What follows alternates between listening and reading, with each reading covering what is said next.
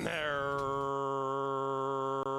racing, and number one is number one in race one as they go by the first furlong of this first race, beginning the double in the pick five, and Chocolate Freckles kicks away, opening up by three. In second, Mickey Dobbs scoots through to the inside. Winsy's outside of that one, and between them, Check Cashing Connie is asked for Rev from Roman between them and not getting up in there. After that is Perfect Moon trying to win two in a row, and Angie's Revrac is in last, and Chocolate Freckles has increased the leading margin to 5, make it 6. Chocolate Freckles and Guillermo Rodriguez at 5-1 show the way home. It's Chocolate Freckles leading it from Perfect Moon, who flashes out of the crowd to take second. Then it's Winsy, Mickey Dobbs, and Check Cashing Connie is going to run last into the final 150. Chocolate Freckles, this chocolate hoping not to melt. Perfect Moon surging on the outside, but it's too late. Chocolate Freckles goes gate to wire.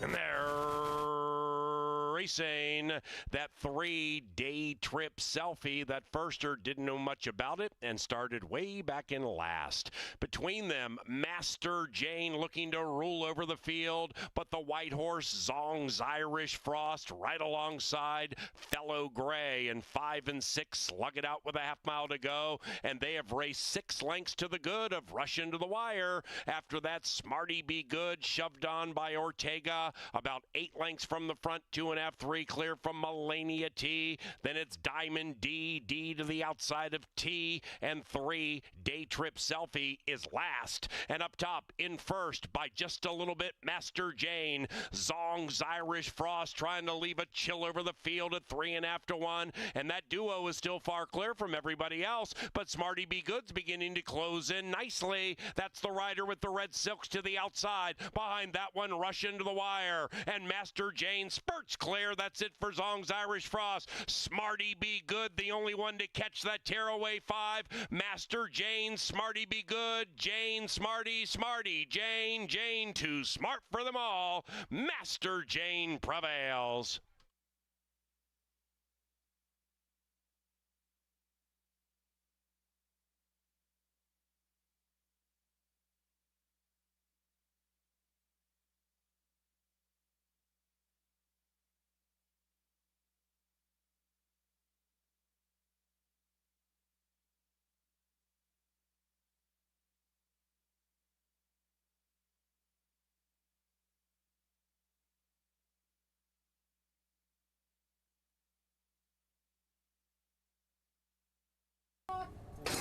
And they're racing, and they've broken a line. Vitali is fast from the center of the runners, and at 24-1 pop nicely, but now Bellamy's Roan the Gray is equally as fast, and 4 and 8 they travel in perfect harmony around the first turn, and they are both going quickly, opening up 5 on the rest of the field, and regaining the lead is that long shot Vitelli. After that, in Esperado getting a wonderful trip, 6 out of it, trying to win 2 in a row. Shane's Jewel is next in the order, about 7 lengths from the lead, and to the outside of War Chest, the Revac runners 7 lengths out of it. War Chest ranging in. And then we come to Super Wise as Shane's Jewel hits the brakes. Number 9, Shane's Jewel, refusing to go into the gate, finally got in there and just sucked back to last, overtaken by Devil Vision. They head into the far turn, and they're well strung out. In fact, racing nearly in single file, covered by 12, and Vitali, the long shot, still shows the way. away. Inesperado's on the move. Bellamy's roan 3 wide. War Chest traveling nicely, just waiting for a seam about 4 out of it, but now shuffled back, losing a bit of ground, needing to go. And the long shot Vitali is showing no signs of stopping right now. Vitali at 25-1 leads it by 2.5, but now is slowing down a smidge. Inesperado is alongside. Outside of that, War Chest finally gets the light of day. Devil Vision is between them, and Vitali is begging for the wire, but getting caught. Inesperado, War Chest, here it is! That's tight between 2 and 6. Oh, is that tight?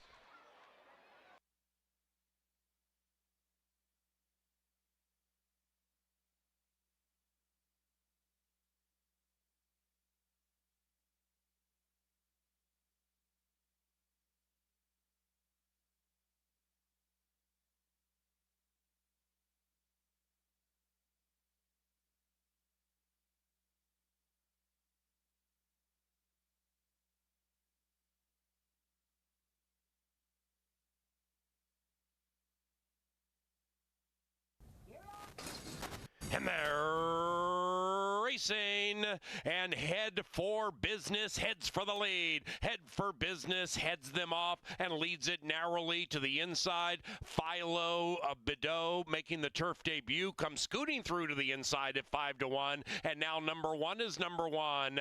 Outside of that, about 2.5, 3 lengths from the lead is Hurt So Good, overtaken by St. Charles. 2.5 lengths behind that is Shacked Stateside. That one is mid-pack and about 8 out of it, as the leader, Philo Bideau, takes off and opens up a 4-length lead with Zeke Laura. Behind them, we have Knighted beginning to close in, and Ship It Reds on the far outside, chasing this tearaway upsetter. Philo Bideau in the turf debut, slowing down a bit. Channel 1 beginning to surge, and surge fast on the inside. Here comes Channel 1, right into the winner's circle. That's a well-timed ride by Eddie G.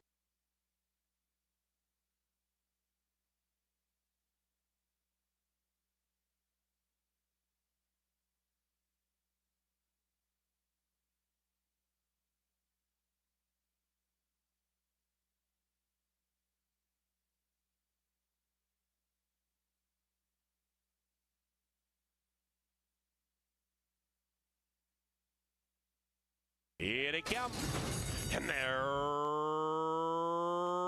racing from the center. Invincibella looking to be invincible with the early speed. Bet Your Assets also very, very fast at 12-1, and Bet Your Assets and Barajas straight clear by 2.5 lengths, and it may be ever widening. Invincibella, the Brit, in second, pace hot. After that, we come back to Shabam, the 8-year-old Minnesotan, 7 lengths behind Bet Your Assets. Then we come back about a length to an advancing Tales of McKenna. The 9's on the move. Hurricane Hunter is next, 8 lengths from the lead. The white horse, widest of them, is Foxglove. After that, we come back to Full Moon, 10 lengths from the lead to the inside of Fat and Furious. And Merlin's Sisters to the outside of them as the pace slows down a lot. The pace really slows down into the far turn. Then we come to Gypsy Wife looking for a place to run, 9 lengths from the lead. And the lead belongs to Bet Your Assets. Bet Your Assets went quickly to sustain and hold the position, then slowed it down beautifully, and now Bet Your Assets says, come and catch me if you want to win race 5. And Bet Your Assets at 12-1 is kicked clear by 5 on the 5, Invincibella. After that, Shabam. Then Long Monday to the outside. Inside of that, Gypsy Wife, and on the far outside, Merlin's Sister. They're chasing Bet Your Assets. Shabam is closing fast on the outside, but closing in vain. Bet Your Assets is gone. 10-2-3 in race 5.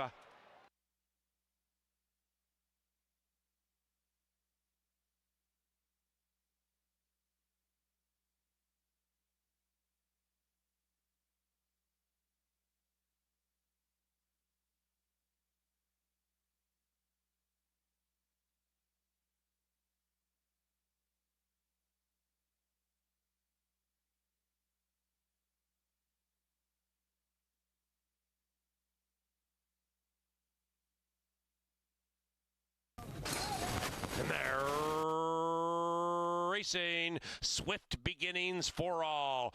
Birdie Be Gone trying to spread the wings and fly away. Hot as a pistol, hot for that early lead. And Cato's Ladies in search of two in a row, just off the heels of the leading two. And to the inside of When Judy Calls. Lady Astrid on the move to the outside of When Judy Calls. Wings from above started last, now up a joint third. Oh, Babes next to the inside. After that, we have Ms. Callie, 9 from the front, second last. And to the outside of Minnesotan Brewhouse, Birdie Be Gone slugs it out to the outside of Hot as a Pistol. After that, Wings from Above taken to the outside for the stretch run. Behind them is Cato's Lady, then it's Lady Astrid. Oh, Babes guided to the outside and is joining Ms. Callie. Ms. Callie on the move, 7 lengths out of it to the outside of Brewhouse, chasing the Birdie, and Birdie's trying to be gone. Birdie Be Gone at even money, pounding away with a 3.5 length lead. Hot as a Pistol is next, then it's Oh Babe to the outside, chasing Birdie Be Gone, who is gone. 9-1-7 in race 6.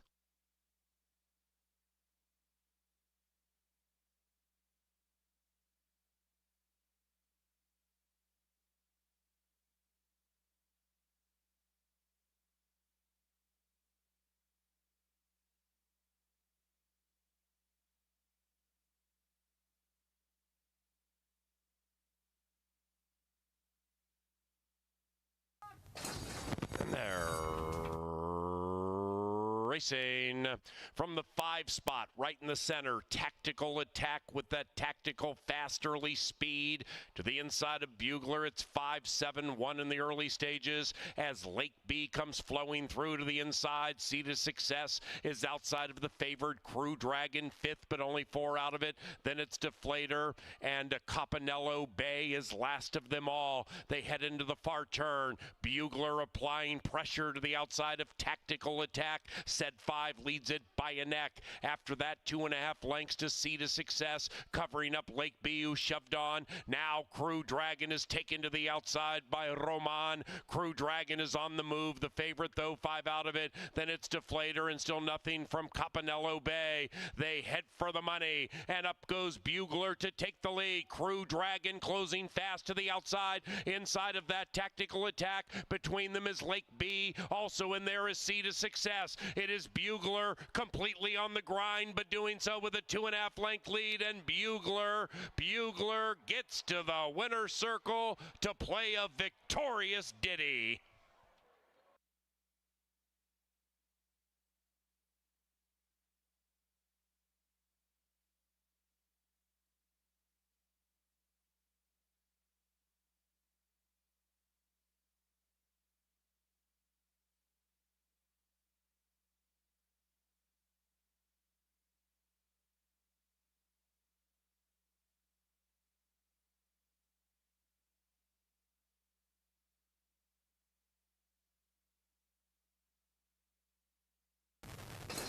And they're racing. Haunted Haze popped out okay, but the early lead goes to Ben's Lake Thunder, and now a host of equine athletes contest the early lead, and splitting runners is Zenyardi Bones to battle it out with Haunted Haze. After that, we have Ben's Lake Thunder, checked badly, lost 2, overtaken by Straight from the Deuce, about a length and a half from the lead. Then we come back to Kapow, and Riding Solo is Riding Solo in last, and Riding Solo in first is Haunted Days. Haunted Days went from 3rd to a 6-length lead. After that, Zenyardi Bones to the outside of Straight from the Deuce. Ben's Lake Thunder, 10 out of it, languishing a tad. Kapow guided to the outside by Kelsey Haar, and then it's Riding Solo, and as they head for home, the one who continues to ride solo with a blowout-like victory in hand, it is Haunted Haze, who comes down to the finish line, a convincing victor of race 8 at CBY. Kapow for the exacta, Riding Solo 3rd.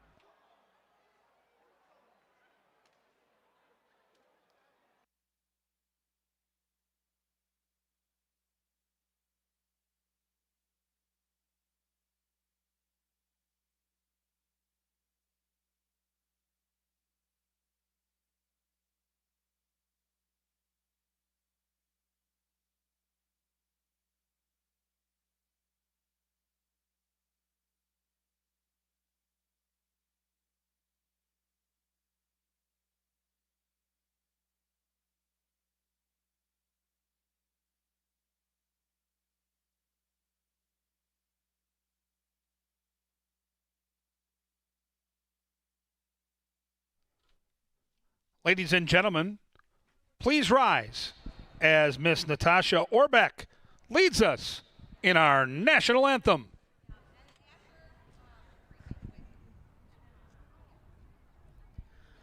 Oh, say, can you see by the dawn's early light what so proudly we hailed at the twilight's last gleaming, whose broad stripes and bright stars through the perilous fight o'er the ramparts we watched were so gallantly streaming, and the rocket's red glare, the bombs bursting in air, gave proof through the night that our flag was still there. Oh, say does that star-spangled banner yet wave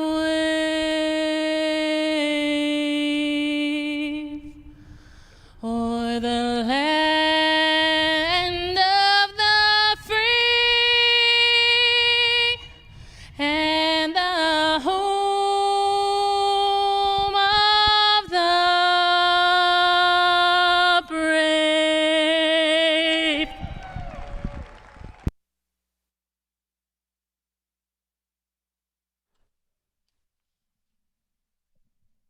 Good afternoon and welcome to beautiful Canterbury Park here in Shakopee, Minnesota. Under mostly cloudy skies, the main track is listed as fast. And the turf course is firm. The turf is firm, people. If you'll open up your programs, we'll go over the changes on today's 8-race program. Do note that we've got the Bulldogs. Bulldogs after race 3 and 6. After the 3rd and after the 6th, the Bulldogs take center stage here at Canterbury Park. In race 1, we have a key scratch of number 3, A Fleet Divine. Race 1, scratch the 3, A Fleet Divine. 4-horse field now, which means no trifecta and no show wagering. No try, no show with the scratch of the 3 in race 1. Race 2, second half of the double, no changes. A light set of scratches on the card today. The final scratch of the procession happens in race 3. In race 3, scratch the 3, Dust Maker. Race 3, take out 3. Pick 5 start in race 1 and race 4. Do note that in race 4, the 4 is first-time Lasix. Race 4 started that late pick 5. The 4 is first-time Lasix. Fast and firm. Bulldogs after race 3 and race 6. On Pepsi Family Day in races 5 through 8, as I mentioned, offer no changes. Up next, Jeff Madej, Angela Herman from the prestigious Canterbury Park Press Box TV studio with everything important here at the park. Well, thanks, Kevin. That's right. Here we are in the First Bet studio, high atop the grandstand building in the Dark Star Press Box. I'm Jeff Madej. Angela Herman joins me, and all of you join us as well, and thanks for being here on a beautiful Sunday at the park. We've got 8 races, 3 of them on the turf, races 3, 4, and 5. We call that an all-turf pick 3, don't we? We do call that a turf pick 3, and it only has one scratch among it. I thought there might be some rain this weekend, thought there might be more rain, I guess, than we got, but it's been not affecting the turf course. We have fast and firm conditions to start us off on the day, and like you said, 3, 4, and 5 all on the turf, and some of the prices we've seen on the turf this year make you want to take a second look at all 3 of them. It's been bombs away. Now, this is only our 3rd day of live racing. It might be your first day here at the park. New program. That's right. Fits right in your back pocket. Could not be more convenient. There's some information in here. There might be information that you're looking for that's not in here. But what you can do is, see this QR code on the cover? You can scan that with your smartphone. Majority of modern-day Americans own and operate a smartphone, so that's simple. It'll take you to the statistics and all sorts of other information. Pros picks that you provide online, along with Kevin, Jay Litza from the Star Tribune, all sorts of useful information. When you do look at it, you'll find out that the leading jockey right now is Luis Fuentes. 4 for 13, Angela, is Luis Fuentes.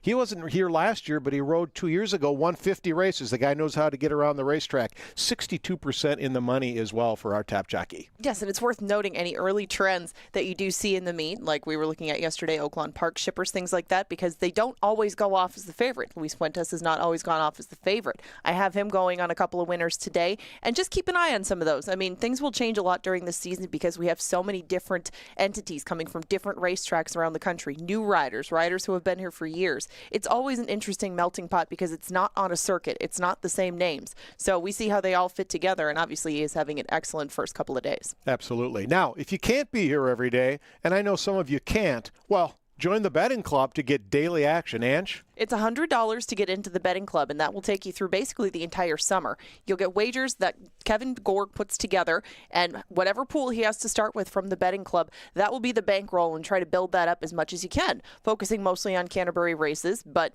probably integrating in some different big events from around the country. You know, you have the Travers, you have big stakes races, and Kevin does take a look at a lot of different tracks and a lot of different races. You have to get in by June 6th if you do want to get into the betting club. Remember, it goes all the way from June 8th till August 31st. It's $100, and all you need is an MVP card. And if you don't have an MVP card, it's very simple to sign up. You just need your ID. You go to either the track level info booth or the club level info booth. They'll get you the card. If you have the $100, they can get you into the betting club. Bang, bang, boom. You just pile the cash up at the end of the summer, and hopefully Kevin has some winners along the way to bankroll you, maybe even into the next session, maybe into the fall. There's different roads that the betting club could take in the future, but it starts on the 8th, and registration ends on the 6th. That's right. Just stop by either one of the information centers on third level or on track level and get signed up. Now, you might be asking yourself, why? Why the Jim Beam on a Sunday? Not day drinking. No, we're here to talk about the Taste of Canterbury. That takes place next Saturday night right here at the park during the live race card, which starts at 5 o'clock.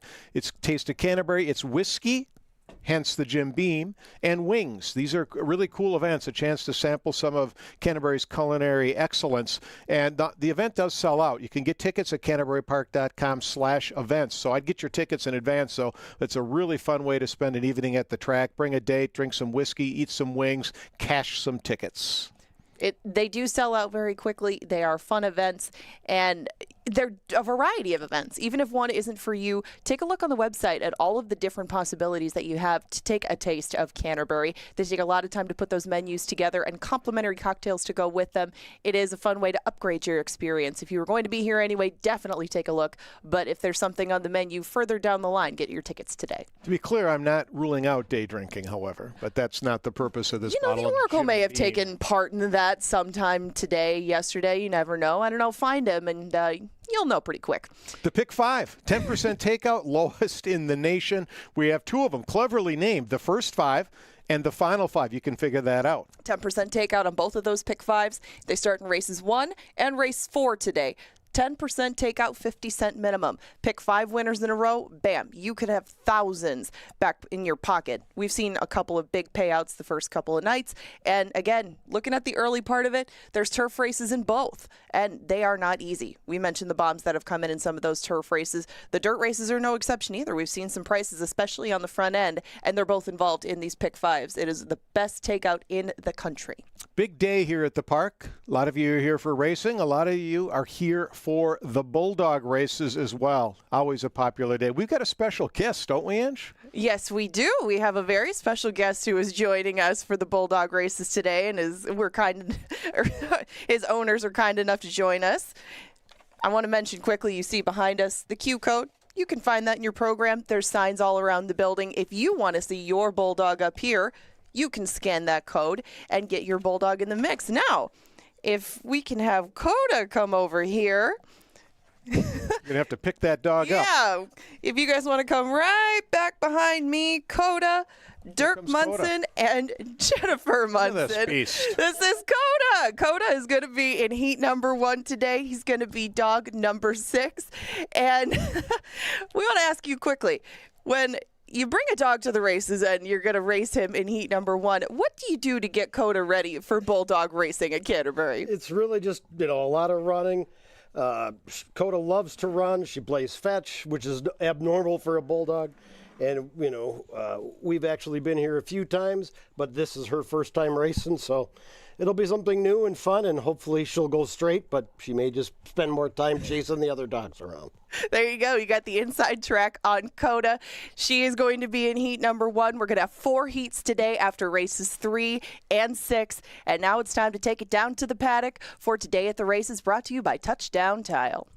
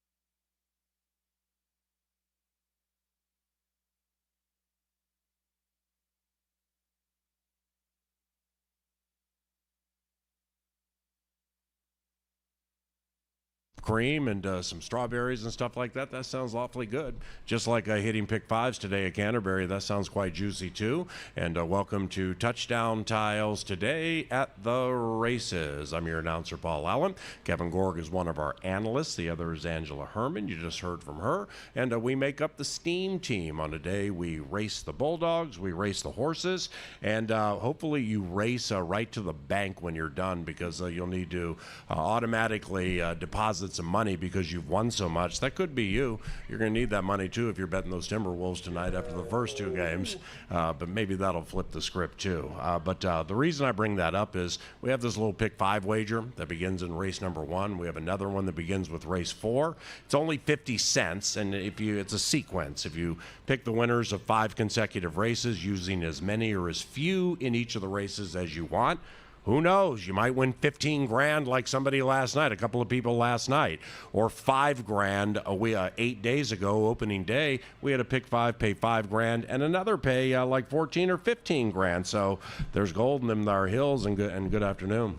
Good afternoon, and I know you didn't play the early pick 5, and when you work here and you're here for every race day, you're not going to play every single sequence, but I got to give you some pretty serious props. If you look at that early pick 5 that paid over $15,000, there were 2 key focal points to that pick 5, and this guy, Paul Allen, had both. In race 1, there was a significant favorite for Mac Robertson, went off at low odds. You had Chocolate Freckles, somebody else, on top at 5-1. Your horse went wire to wire, and then the real code breaker in that pick 5 was a turf race. We had the 10 horse on top at 12-1 and paid $27. So you had 2 of the 5 winners on top. That thing pays over 15 grand. So very good handicapping on your end, and hopefully we can find some more of those prices here today. A couple of things to share off that. That in the world of etiquette within gambling, you see etiquette within betting, etiquette. Kevin and I, with a side wager on today's card, that's exactly the best way to handle somebody who was super hot yesterday. To say that they're basically indefatigable, unflappable, and incapable of picking losers. So now I feel like I got some winners today, but just beware, okay? Beware of the whammy that just was laid on yours truly. And secondly, my 21-year-old daughter, my beloved Coley, is in from Colorado where she goes to college. So my daughter spending 3 hours, 2.5 hours in the announcer's booth yesterday cost me about $4,000. That's okay, because with those long shots I picked and everything, didn't bet one to win. Hit a pick 3, but that was okay. And, so long story longer, family over funds, as I learned last night. Let's give some winners today. All right. Race number 1, scratch number 3, a Fleet Divine. If you came here to bet show, A, don't ever bet show, and B, you can't do it in race number 1. Trifecta is also eliminated with the scratch of number 3, a Fleet Divine. Kevin and I both have number 4, Carbonell. It is 4, 2, and 5 for me. Yeah, 4-horse field, you don't know what to do with the pace. These horses coming in from all different parts, and I just thought the 4 had enough natural speed, had a good foundation from some racing in Nebraska, and a jockey that I'm learning to really like. This Rodriguez guy, new to Canterbury, looks like he's going to be solid all summer long here in Shakopee. I don't have a lot to say about this race. If you're going to play the pick 5, you may just want to hit the all button and hope for a price, because really nobody stands out on paper to me. So I go 4, 1, and 2 with zero conviction, just hoping to survive and advance and move on in the pick 5. All right, now that begins the first pick 5. 10% takeout. Takeout is how the track profits, and that's how we run a business. But tracks can choose to put a takeout number on any wager, win, play, show, pick 5, trifecta, whole thing. We have chosen to have our pick 5 takeout 10%. That's a nation low, and there are many reasons going into it, but it is absolutely wholeheartedly the best wager to play at Canterbury Park. Even if you're picking numbers, names of horses, colors of horses, and just pumping 50 cents into it with one horse in each race. Play the pick 5 because it benefits you not only with the bottom line, but it's betting a little to make a lot. First race, are you singling? Are you going to do it all? What are you going to do? I'm taking 2 horses, and it's a move I had to make, knowing I'm going to go against some really good handicappers. Angela's on the 2, and I'm going to take a stand against the 2. I'm going to use the 1 and the 4 and hope that I don't have to double the size of my ticket. If I use 4 horses, my ticket would end up costing close to $100. I don't want to spend that much on a pick 5 ticket. Yep. I like to keep it around 50, and so that's why I'm only using 2 of the 4 horses, and I don't love it. It's one of those races I just want to hopefully get through, because I think the middle portion of this pick 5 early is really, really good. I'm not going to waste all my bullets in a race with 4 horses. All of us, the Steam team, as Jeff Madej, the leader of CBY Track Flack, calls us, the Steam team, we're all on number 4, Hidden Profit, in race number 2. This absolutely is going to be a win wager for me if I can get 2-1 or higher. I see a 21-3 opening quarter, granted on the turf, but I see somebody just a length and a piece off that. Now, granted, that was last year, but I believe this 3-year-old is gifted with early speed. We have the Jay Litza 2-3 angle from an age standpoint, maturity, and stuff like that. So I'm on number 4, Hidden Profit, 4-7-6. Yeah, it's a maiden race where again, these are maiden claimers. They've never won a race. I think we've got the speed and hidden profit. I don't think that morning line's going to hold up. I'm with you. Yeah. 2-1 seems about right.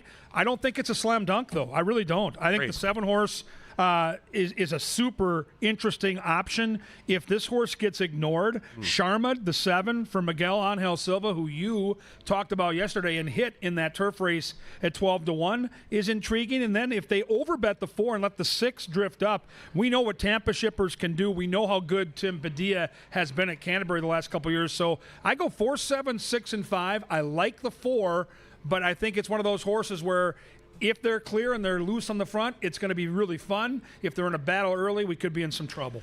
Race number 3 to the turf. 3 consecutive turf races. Listen to this closely, please. You'll see atop your programs, $1 all turf pick 3. So pick the winners of 3 consecutive turf races, 3, 4, and 5, and you hit the pick 3. All right, yesterday's pick 3, I think, paid about 190 to 1. So you're betting $1, came back at like 190. So keep that in mind. These turf races can be unpredictable. The horse Kevin's talking about that I picked yesterday, called Bet Your Assets, was in a turf race. I believe, that was a turf race and went off at 15 to 1. So the outsiders happen more frequently on the turf than they do on the dirt.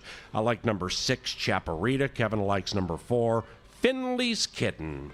Yeah, I think the scratch of the 3 here is really important. Dustmaker had speed. Dustmaker looked like she might have been the horse to beat. Her scratching really opens things up in 2 areas. From a handicapping perspective now, I don't know who the favorite's going to be, but the front end looks open.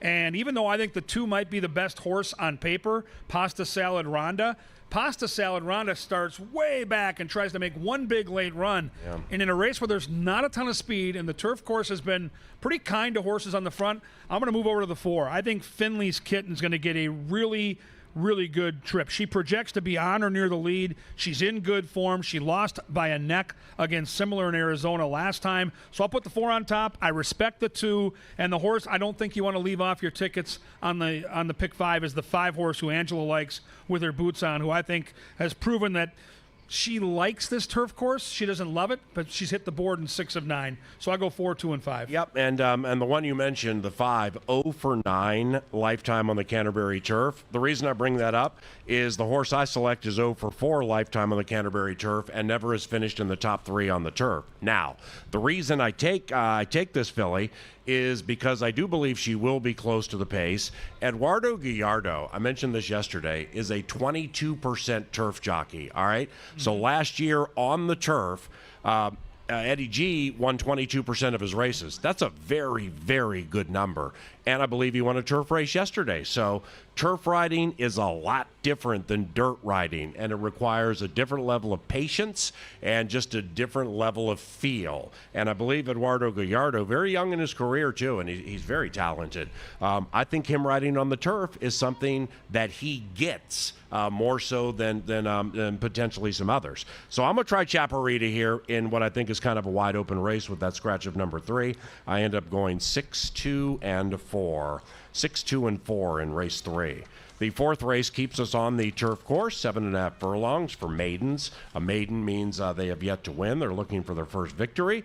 We have Minnesota breds here. Nice purse, too, of $33,000. And number 8, Blazing Performer, is making her debut. Trainer Joel Burnt for the Sampsons. They won a race yesterday. It was the last race of the day with Constantino Roman, also a very good turf rider. Morning line favorite, number 5, Factor That, and that's who Kevin and I take. Yeah, she's going to be a handful. Gulfstream Park shipper with speed for a trainer we love in Joel Burnt and a jockey you just talked about in Eduardo Gallardo. If those figures are correct and she's on her game today, they're all running for second. I'm going to make it that simple for you. Mm-hmm. That's the big if, because the turf course at Gulfstream Park is probably a little different than the turf course we've got here in Shakopee. But I'll say this, she just has bigger figs and a pace edge over this field. Now, if you're looking for some prices to mix into your trifecta, maybe you want to key that 5 horse on top, do not sleep on the 2, Northern Angel. I think Northern Angel has big-time upside. 1 career start on the dirt here at Canterbury last year. The Minnesota bred ran 2nd. Now comes back with a steady panel of drills. The turf bloodlines are there, and she's 10 to 1. She's super sneaky, as is the 8, a first-time starter for Joel Burnt. I'll go 5, 8, and 2 in a race where I think it's all about the 5, But if it isn't, look out because there could be some huge paydays. 5-2-8 for me. I'm only using 2 in my pick 5, the 5 and the 2. I might need to consider the 8. I mean, Joel's just won with so many first-time starters, and he's put mile works into this filly. So it's key. He believes that she's of the 2-turn variety, and that's what she gets today. But as the pick 5 goes, if you beat number 5, factor that, and your pick 5 ticket is alive to the 5th race. Ooh. I mean, that's where you turn 48 into $5,000. Yep. Because the majority of tickets will have number 5 factor that single, just using one horse. And you know what? She may win, but that's why I'm using 2, just in case. 2 and 5 for me, but 5-2-8, top 3. On to the 5th race, final part of that turf pick 3 on the first pick 5. And we're on the beautiful turf course again here. Big field, no scratches, no rider changes. And the 5-2 morning line favorite, number 9, What's Your Objective? Trainer Larry Ravelli wins at a very, very high percentage. And he has one here who I thought was going to scratch, but didn't scratch. So here we are. I like the 9. Yeah, this race to me, PA, is super interesting because at 7.5 furlongs on our grass, it's a very quick run into that first turn. And the 2 most fancied horses in this race are clearly going to be the 9 and the 10, and they are going to be in a very difficult position into that first turn. So you have to ask yourself when handicapping, are you going to roll the dice that they can overcome that outside post, or are you going to try to beat them? I think the 9 might be special. I'm a huge Larry Ravelli fan. I think the 10's the danger. If you want to go a different direction, if you believe the post position may cost both the 9 and the 10, 4, 5, and 7 are the other horses that you have to consider. And I think it starts with number 5, Found Jordan. Now, we haven't seen the horse since September, but we know this racehorse.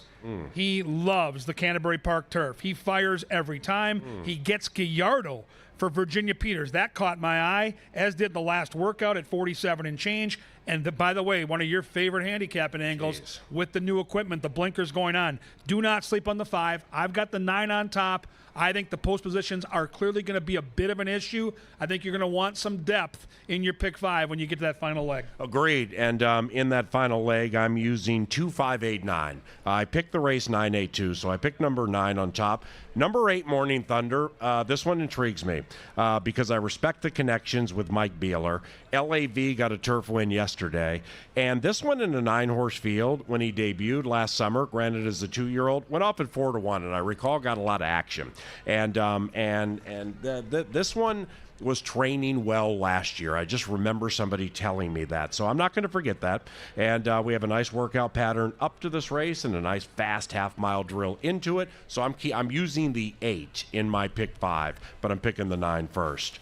Race number 6. That begins the pick 3 on the final 3 live races today. No scratches, no rider changes. The Steam team, we've run amiss with this one when it comes to trying to figure it out together. I like number 8, Outrun 'em. Kevin likes number 1, Ember. Angela's on number 4, Ricky Bobby. I pick at 8, 6, 7. Why do you like that one? Well, I like the one for a couple of reasons. I love Tampa shippers. Early in the season at Canterbury, they always seem to fire when they come up from Florida.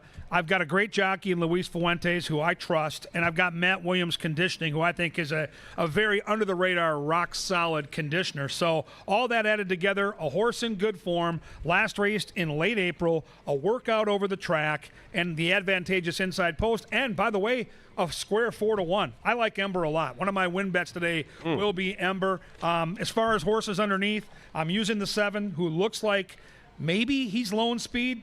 That's Il Capitano with the Silva, who's also such a good pilot. 7 gets loose, that's going to be a problem for me. So I go 1, 7, 5, and 9, but I am bullish on my 1. I'm taking a stab with number 8 here. I think the race is wide open. And also number 6, Loring Park.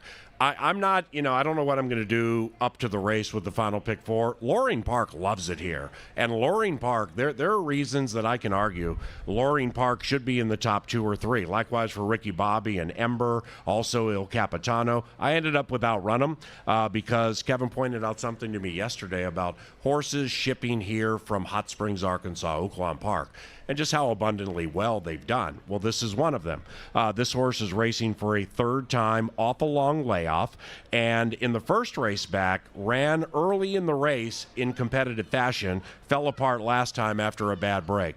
Outrun him is 3 of 10 at the distance, 4 for 16, top 2 at Canterbury, and quite honestly, I think the horse is going to get way lost in the wagering, and you're going to get elite value with a really good rider in a wide open race on number 8, Outrun him, so keep that in mind.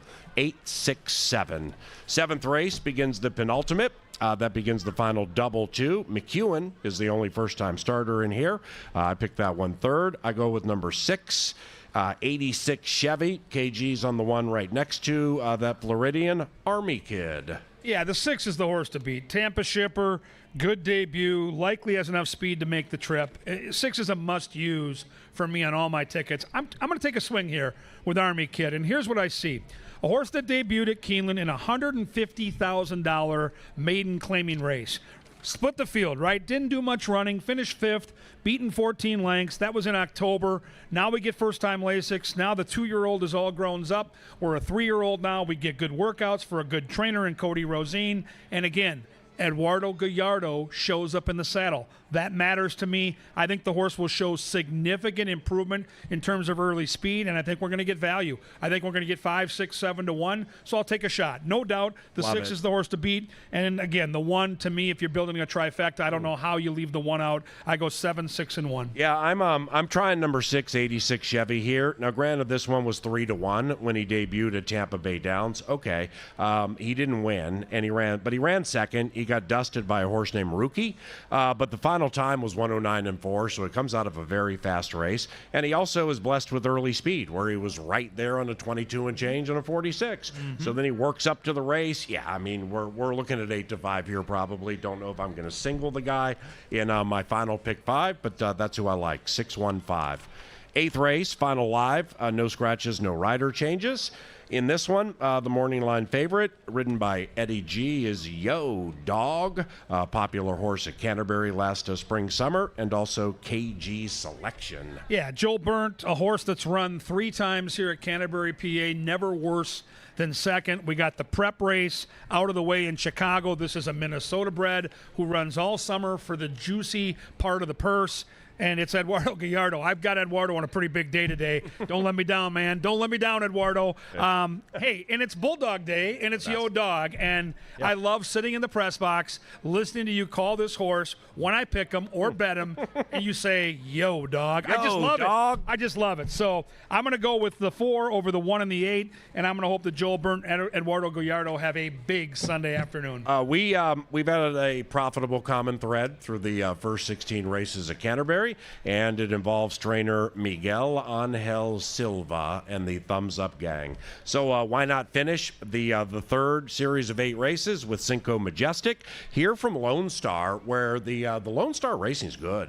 I mean, it's like I don't follow Lone Star Sam Houston, or I don't follow it that closely, but when you look into it and you get deeply into like the claimers and allowance types, as they have bigger fields and some really good horses down there. So I'm going to take that, the fact that this one comes out of some rich races, some deep races, that is, a second and a third, and now we try 10 claimers here, looking for win number 2. That sounds good enough to eat, specifically at 3 to 1. So I take number 8 first. Cinco Majestic, it's 8-4-3. Go to CanterburyPark.com to learn about our racing schedule. We will be back with you next Saturday at 5 p.m. Then the week after that, we begin our Thursday swing. I believe it's June 6th is our first Thursday. CanterburyPark.com for information on that. And a Night Ranger and 38 Special and Hairball and some other bands playing out here this summer. We're really happy to see you again. Thank you very much for spending Family Day with us. And for everybody in the television department and the Dark Star Press Box, along with our management team, he's Kevin Gorg and I'm Paul Allen. Welcome to Family Day at the races.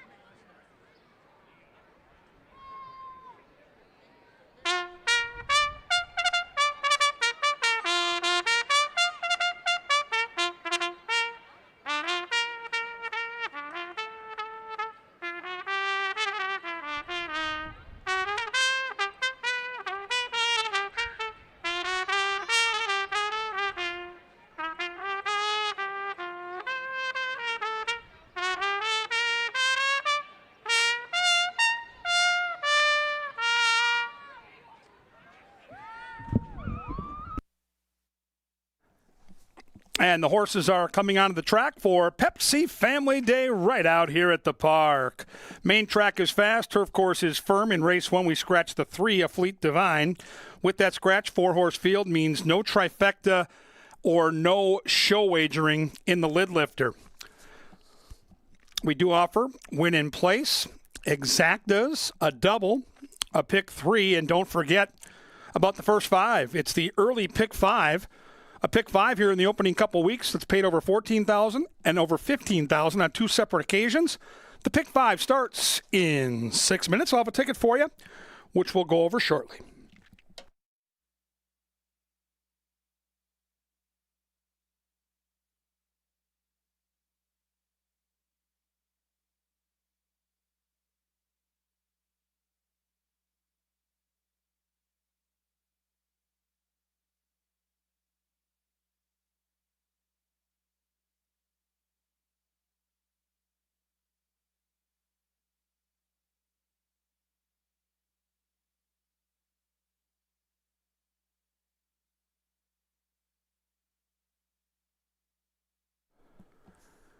All right, Canterbury faithful, get settled in. It's going to be a great day of racing. Bulldogs after the 3rd and after the 6th, but let's make some money along the way. Let's try that early pick 5. The first 5 starts right here. 4-horse field.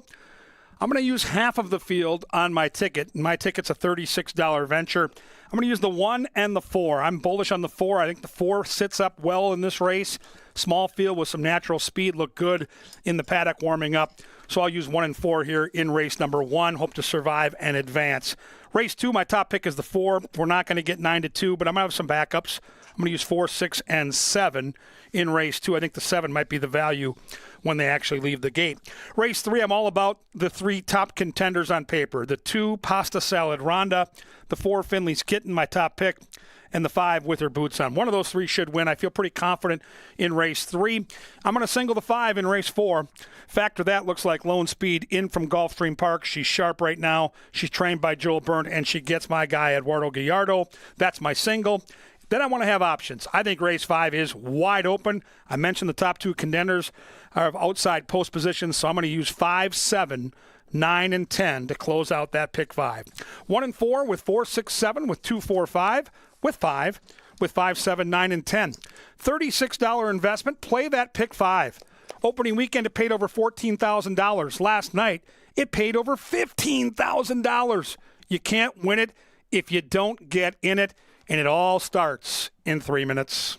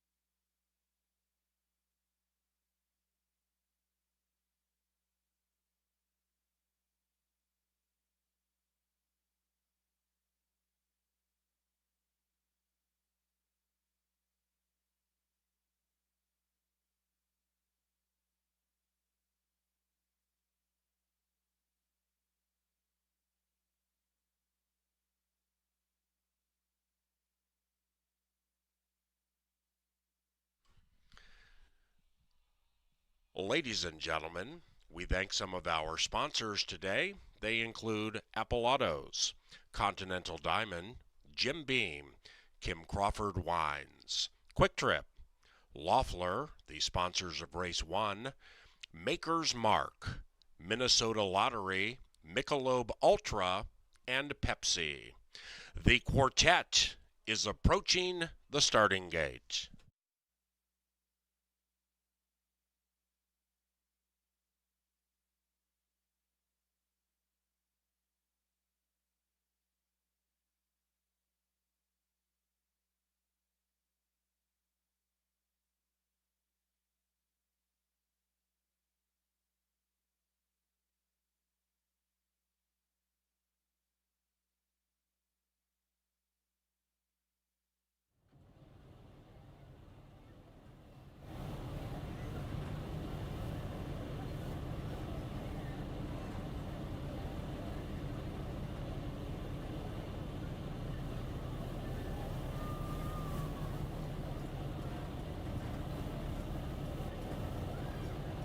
And they've reached the starting gate. It is now race time for Pepsi Family Day. We begin our first pick 5 with a quartet. Carbonell, a 9-5 favorite with 2 left to load.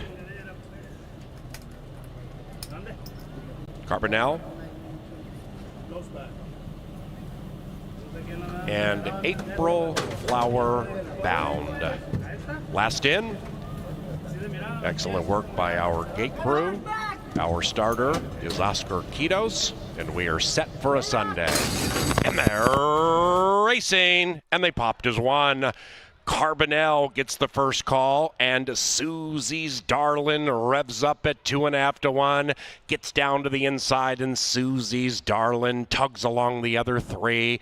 But now April Flower Bound is quite sharp to the outside of the speedy Susie's Darlin, that is. And now they race in 2 packs of 2. And as they head up the Canterbury Park barnside, race 1 of 8, Pepsi Family Day, Susie's Darlin and Luis Fuentes, who won 2 races last night. They tugged them along by 3/4. In second is April Flower Bound.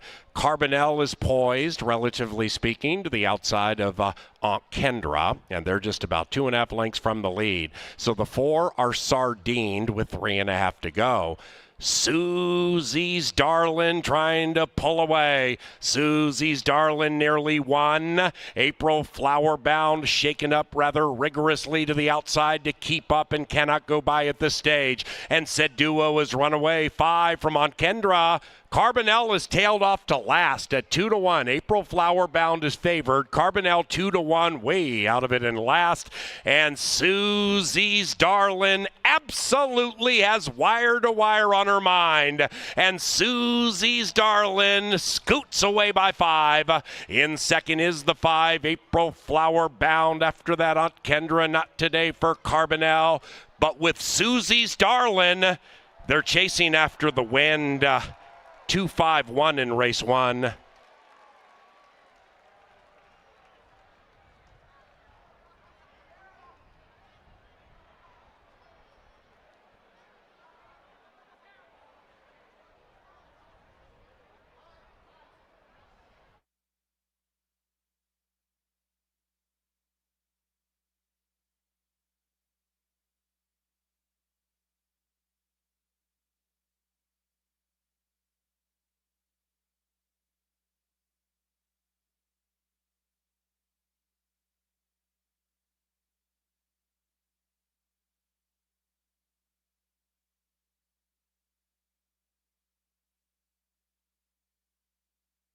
Two, Susie's Darlin first. 2-5-1-4. And those results are unofficial. Ladies and gentlemen, a very special happy birthday today at Canterbury. Karen, happy 80th birthday. Happy 80th birthday to Karen, spending the big day with us at CBY.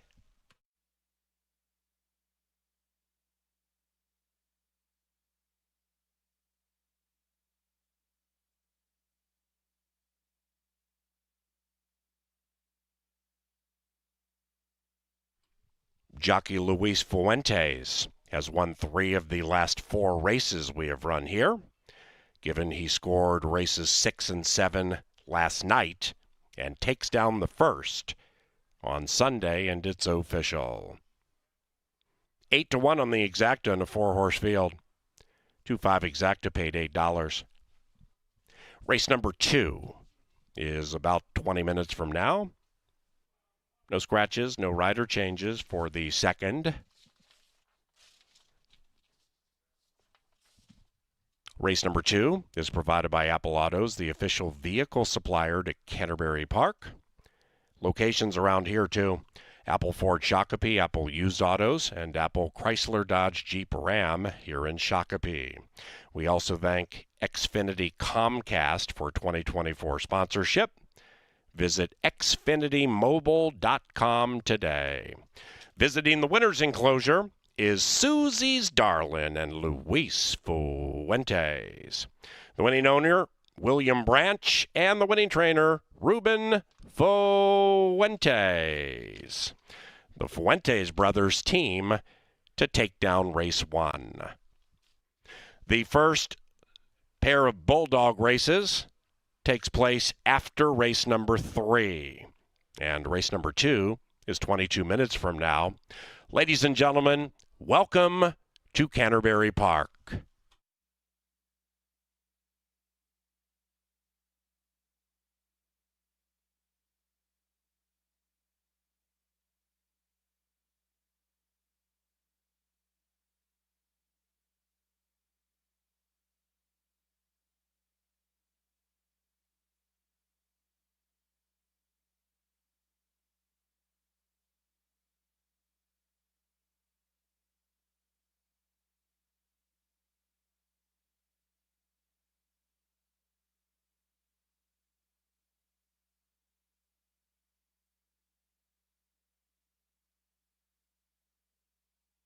Sunday.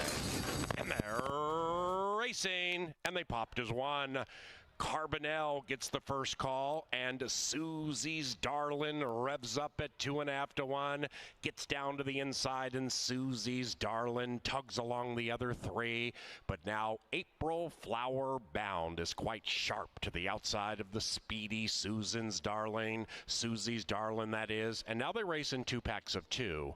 And as they head up the Canterbury Park barnside, race 1 of 8, Pepsi Family Day, Susie's Darlin and Luis Fuentes, who won 2 races last night. They tugged them along by 3/4.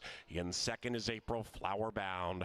Carbonell is poised, relatively speaking, to the outside of Aunt Kendra, and they're just about 2.5 lengths from the lead. So the 4 are sardined with 3.5 to go. Susie's Darlin trying to pull away. Susie's Darlin nearly won. April Flower Bound shaken up rather rigorously to the outside to keep up and cannot go by at this stage. And Said Duo has run away. 5 from Aunt Kendra. Carbonell is tailed off to last at 2-1. April Flower Bound is favored. Carbonell 2-1, way out of it in last.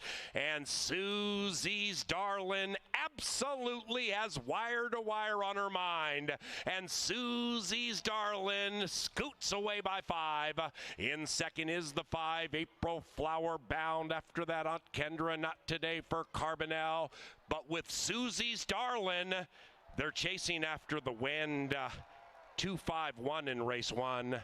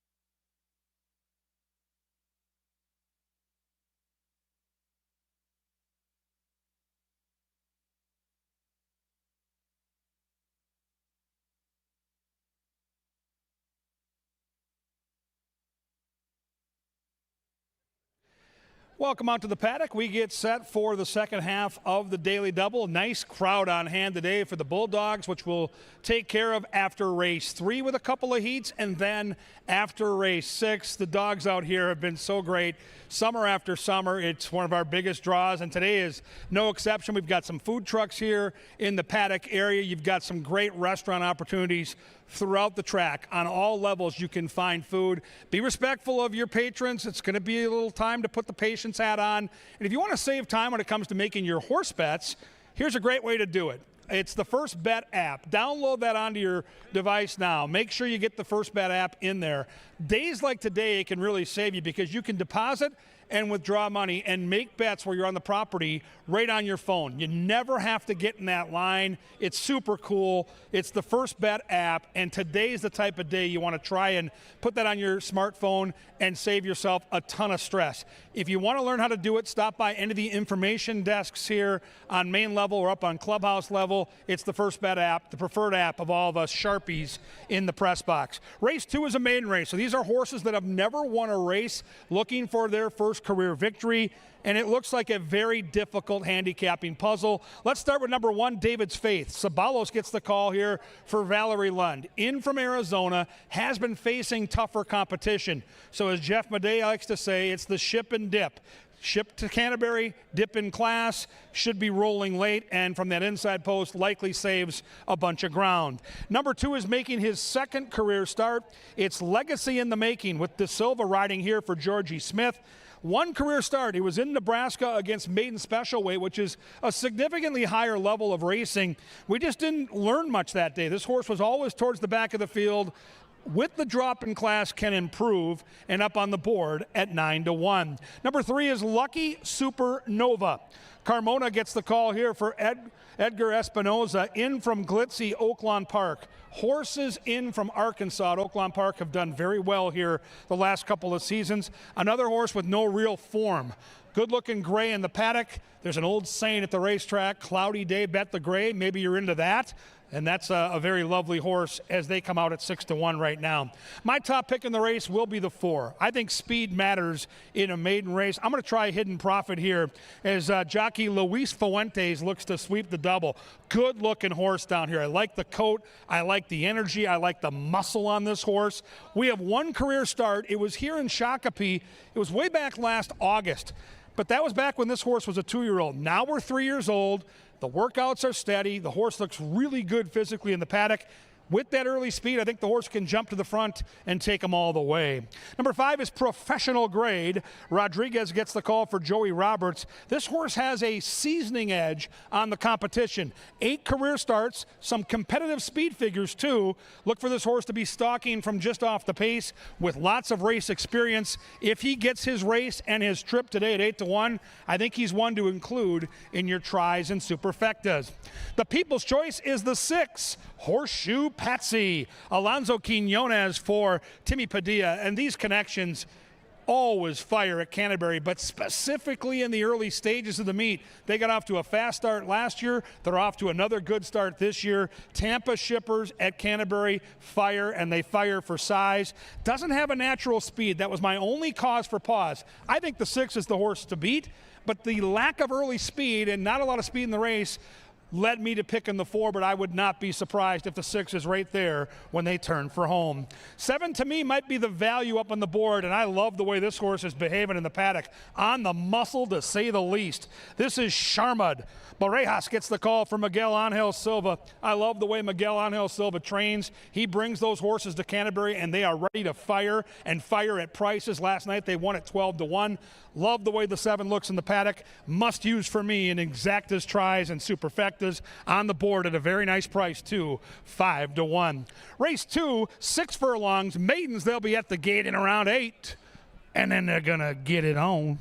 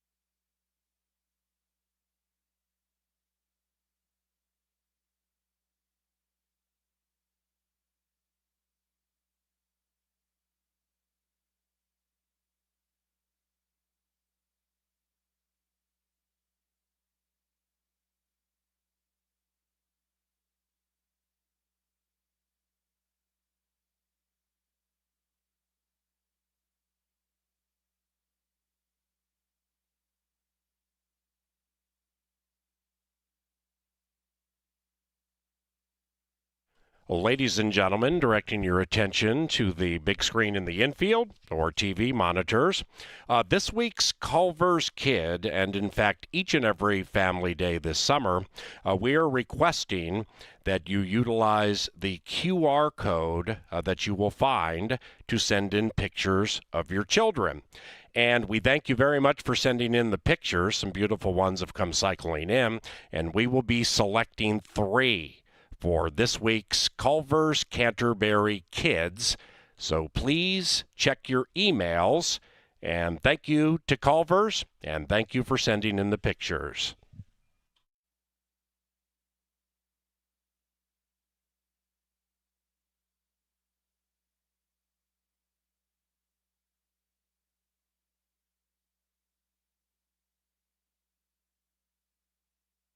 And on the big screen, winner number 2.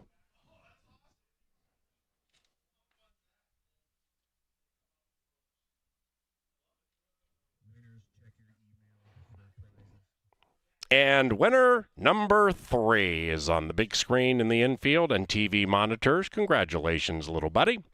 Once again, parents, make sure to check your emails to see if your child is one of this week's Culver's Canterbury Kids.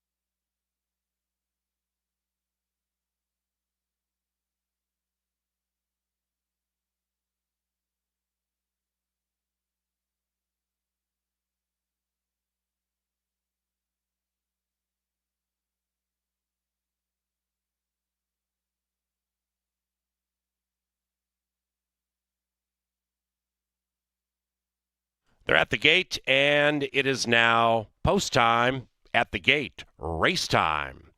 Race number 2 of 8, Pepsi Family Day at CBY. The first Bulldog racing takes place following race number 3 as they move in line. Hey,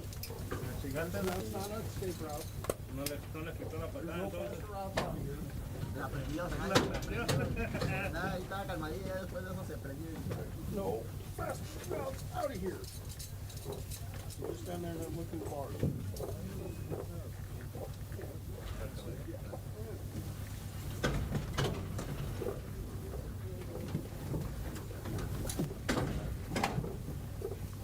Horseshoe Patsy has gone in.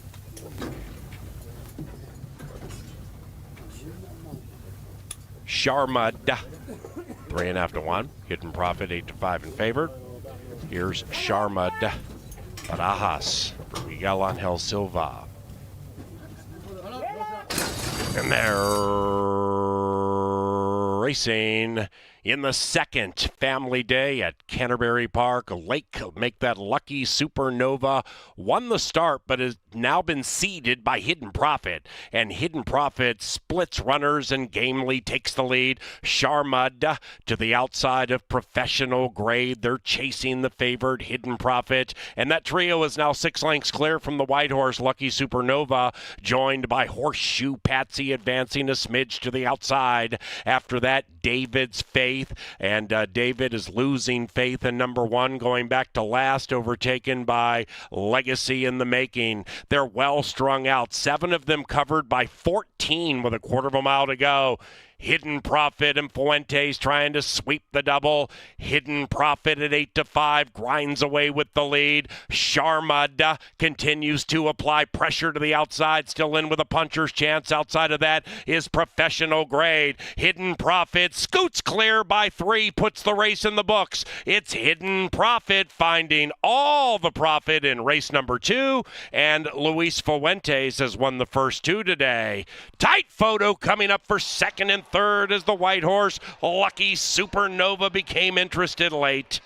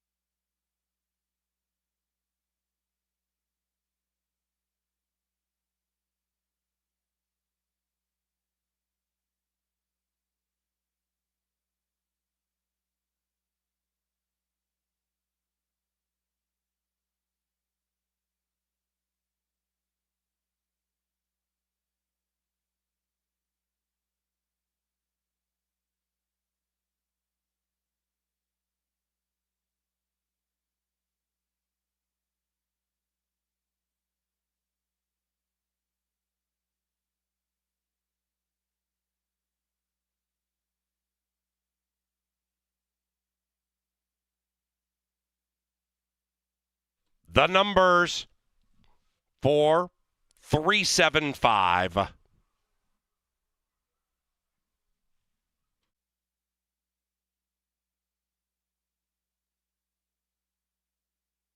Now entering the winner's enclosure, it is Hidden Profit. Back-to-back victories for jockey Luis Fuentes. The winning owners, Arnie Williams and Pulley Thoroughbreds. And the winning trainer, Matt Williams. Final time, 112.32.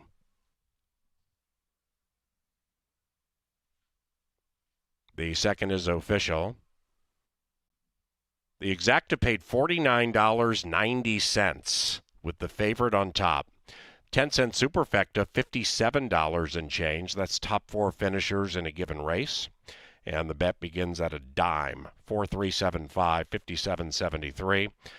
The Fuentes swept double, paid $20.40. $20.40 for that double. Onward to race number 3. We have back-to-back-to-back turf races and a $1 all-turf pick 3 to celebrate it. The turf course is listed as firm, and the rail is 20 feet out. Scratch number 3, Dustmaker in race number 3. Dustmaker out of race number 3.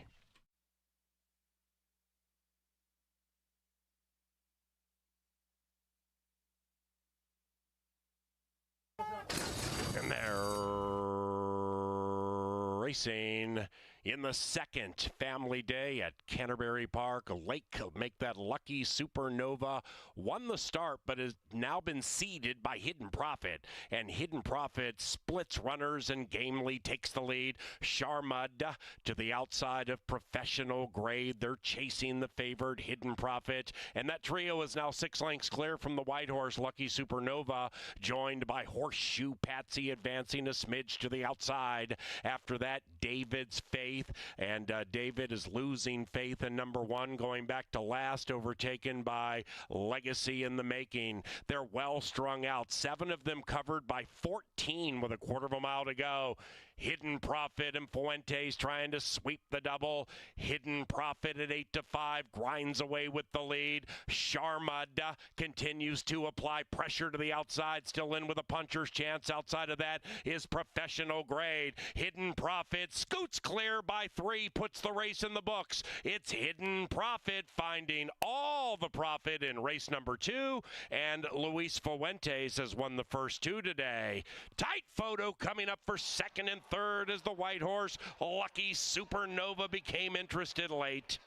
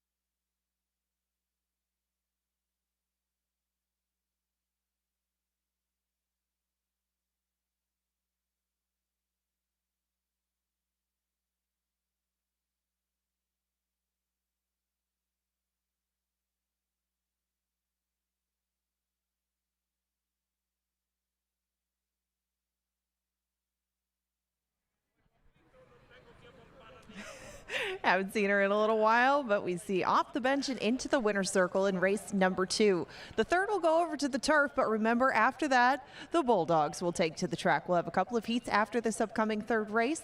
This is on the turf at 7.5 furlongs. One of our only scratches of the day comes in here. Please take out the 3 Dust Maker. That was a filly that was going to take a lot of money in here. So in looking at the board right now, you have an even money favorite right in the middle in Finley's Kitten, but we'll start with the rail runner, Mizzen Millions. Mizzen Millions hasn't run on the turf since March of 2023. Didn't go very well that day, but this filly has speed. This mare has only started once since the end of January. It was a pretty good sprint, but probably better tuned to going 2 turns. Just needs to find that turf form again. Only 0 for 2 over the surface. You can be forgiving, as they were against a little different company and earlier on in her career.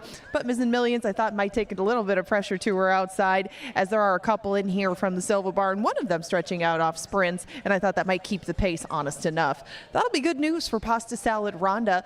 The 2 in here likes to come from pretty far off the pace. She made a wide slingshot kind of move to win 2 back on Tampa's turf. That was at the end of January, made 1 more start since that time, and Pasta Salad Rhonda has been on the shelf herself since that time. She makes one good steady late run in her most effective races. It just didn't look like there'd be an overabundance of pace in here to set things up for Pasta Salad Rhonda. She can probably lay a little bit closer if they go slower, but still, I think that she would just want a touch more in front of her than she is going to see today.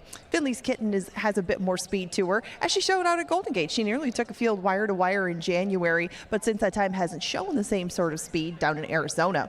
Finley's Kitten comes off a close second place finish to Lemon Drop Lady. Not sure what she beat in that day, but it was in this relative level of competition, and she is currently even money favorite to try to get win number 3 in start number 20.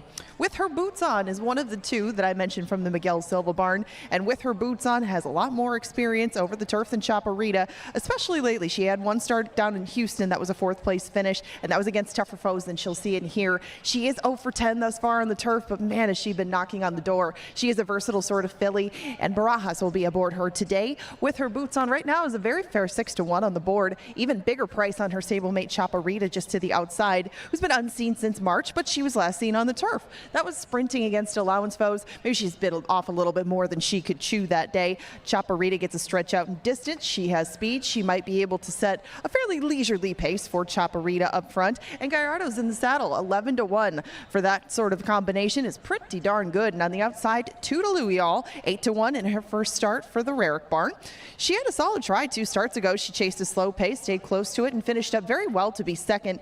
Couldn't duplicate that effort, fell further off the pace last time at Tampa, but still will probably be a fair mutual. And it's hit the board in 3 out of her last 4 starts, no matter what they throw at her. 7 furlongs, 6.5 a mile, whatever. She handles it very well. And again, staying closer to the pace probably will help this one.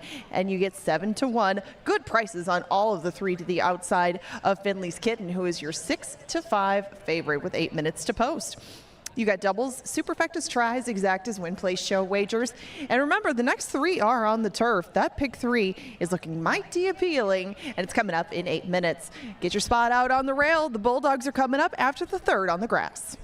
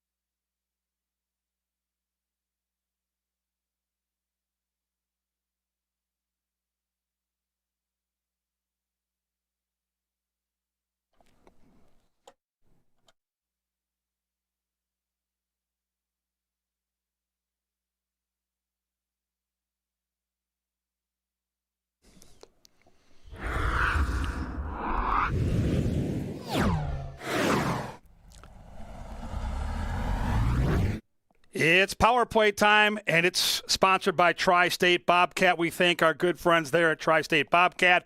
Race 7, we got a little price today off a nice win yesterday with Birdie Be Gone. Let's take a look at Army Kid. One thing you're going to start with here is this horse debuted at Keeneland in a $150,000 maiden claiming race. And, yeah, it ran 5th. Yes, it was beaten 14 lengths, but this colt fetched $90,000 at that Keeneland sale back in 2022. So we think he has some talent. That was back in October. Now we're 3-year-olds. We've got some steady growth physically. Let's take a look at a couple more handicapping angles. This horse was a June foal, officially not yet 3 yet. So, again, upside. First time Lasix. Love the bullet workout in Chicago. And then for Cody Rosina, trainer I trust. 20% wins with a maiden, second time out. And by the way, Eduardo Gallardo sees fit to ride right here. That's always a good thing. He's a great gate jockey. I think you're going to see much more speed from Army Kid. Now, he's in tough. It's a 6-1 morning line. But the power play today, we're going to light the lamp, and we're going to pay some serious cash. We were favored last night with that win. Now we're going to ramp it up. Race 7, number 7. Don't leave them off your tickets.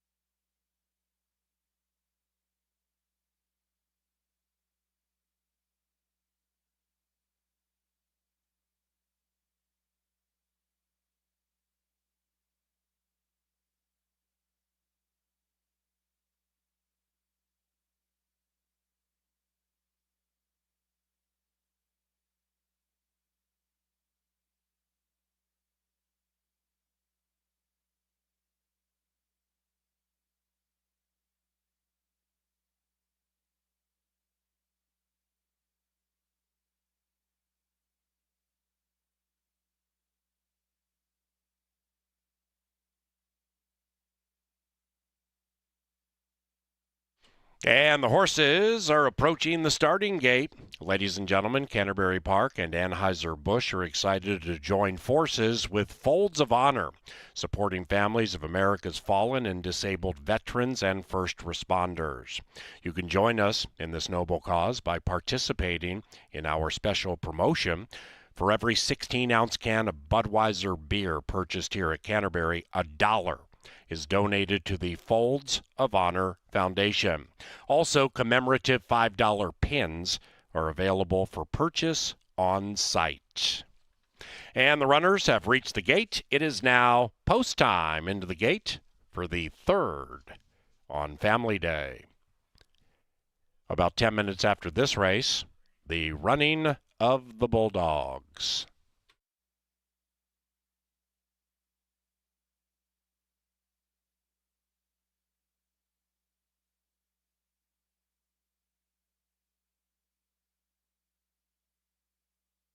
And they're moving in. Here comes Toodaloo, y'all. Making her turf debut. Toodaloo, y'all, goes in. And they're racing. put a cue around that start. It was perfect. And Chaparrita flashes speed. So does Mizzen Millions to the inside. Finley's Kitten purrs along right behind them. And as they go around the first turn on the firm turf course, the pace is dawdling. It's quite slow. And Mizzen Millions at 11-1 is doing it all her own way. Right behind her, about a length and a half, making a length out of it with her boots on. Check that, Chaparrita in second. After that, Toodaloo Y'all advancing to the outside of Finley's Kitten. There's with her boots on, 8 from the front, second last, and Pasta Salad Ronda. The 3-5 favorite is last, but only 8 lengths from the front. And the front belongs to Mizzen Millions, still pulling them along. Mizzen Millions joined to the outside by Chaparrita, likewise for Toodaloo Y'all. Toodaloo Y'all on the 3 wide side, just a half length from the lead. Behind them is Finley's Kitten. After that, with her boots on, beginning to run on. And Pasta Salad Ronda is last and would have to win it from 10 out of it. And they're coming home now. Mizzen Millions, Chaparrita at 7-1. Outside of that, Finley's Kitten, far outside. Toodaloo Y'all with her boots on behind them. And Pasta Salad Ronda's coming on very, very fast on the outside. Chaparrita at 7-1 pulls the upset. Second, Pasta Salad Ronda.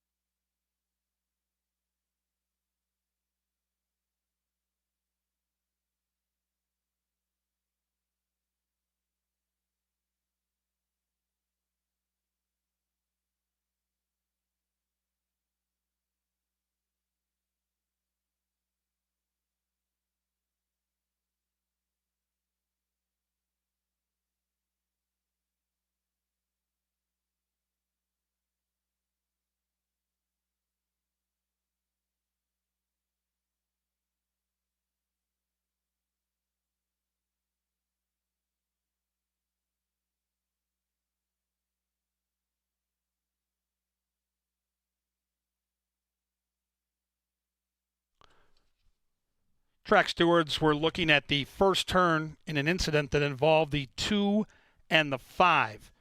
Does not involve the horse that's moving into the winner's circle right now, the soon-to-be official winner of this race, the 6, Chaparita. Track referees looking at the first turn and some bumping between the 2 and the 5. The winner free and clear from any incident there on this review. And now the stewards have ruled there will be no changing in the order of finish. No change. 6-2-4-5. Upset here in race number 3. Chaparita gets the money at 7-1. She's a 4-year-old filly by Malibu Moon out of Musical Lute, foaled in Kentucky. Silver Racing is the owner. The winning conditioner is Miguel Angel Silva, and the winning pilot, Eduardo Gallardo. Congratulations to the winning connections of Chaparita. Bulldogs are next.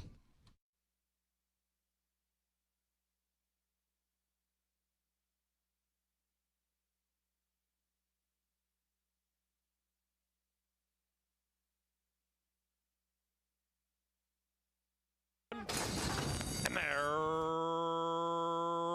racing. Put a cue around that start. It was perfect. And Chaparita flashes speed. So does Mizzen Millions to the inside.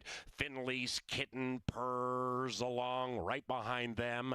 And as they go around the first turn on the firm turf course, the pace is dawdling. It's quite slow. And Mizzen Millions at 11-1 is doing it all her own way. Right behind her, about a length and a half, making a length out of it with her boots on. Check that, Chaparita in second. After that, Toodaloo Y'all advancing to the outside of Finley's Kitten. There's with her boots on, 8 from the front, second last, and Pasta Salad Ronda. The 3-5 favorite is last, but only 8 lengths from the front. And the front belongs to Mizzen Millions, still pulling them along. Mizzen Millions joined to the outside by Chaparita, likewise for Toodaloo Y'all. Toodaloo Y'all on the 3 wide side, just a half length from the lead. Behind them is Finley's Kitten. After that, with her boots on, beginning to run on. And Pasta Salad Ronda is last and would have to win it from 10 out of it. And they're coming home now. Mizzen Millions, Chaparita at 7-1. Outside of that, Finley's Kitten, far outside. Toodaloo Y'all with her boots on behind them. And Pasta Salad Ronda's coming on very, very fast on the outside. Chaparita at 7-1 pulls the upset. Second, Pasta Salad Ronda.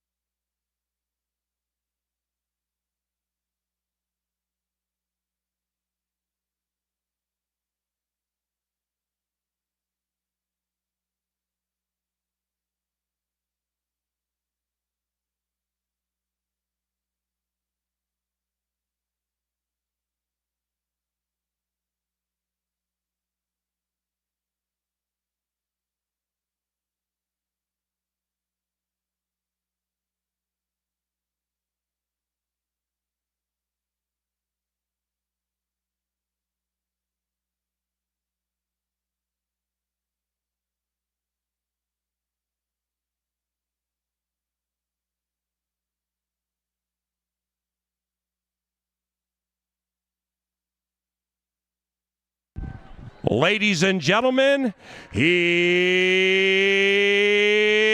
come the doggies.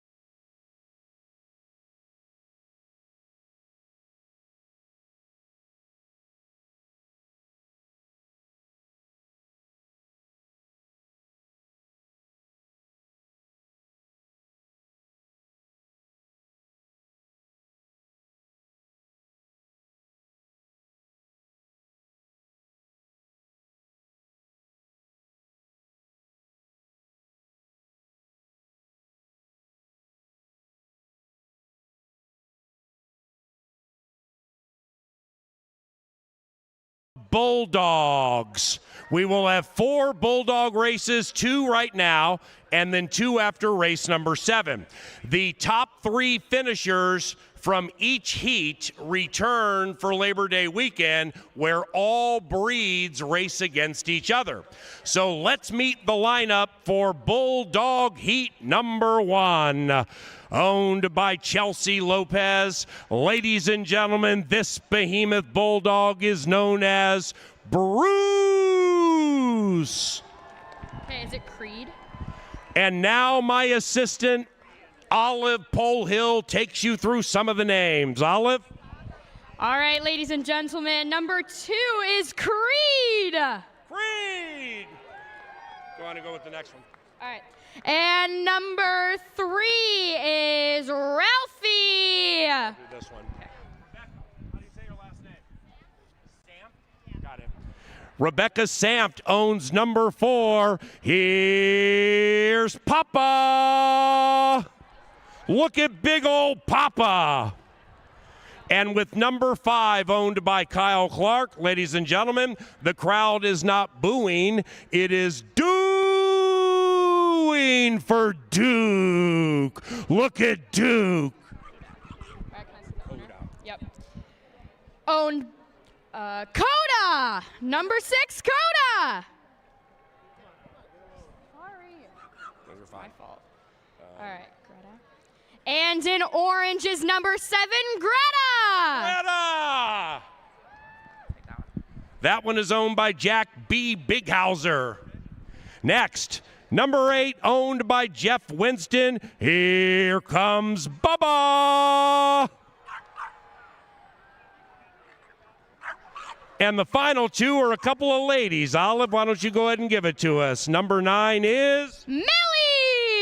Millie. And owned by John Hawkinson, reportedly a dog who likes to pout when she doesn't get her way. Number 10 is Gladys. And that's the lineup for heat number 1. They're going to head behind the gate, and then we'll introduce heat number 2.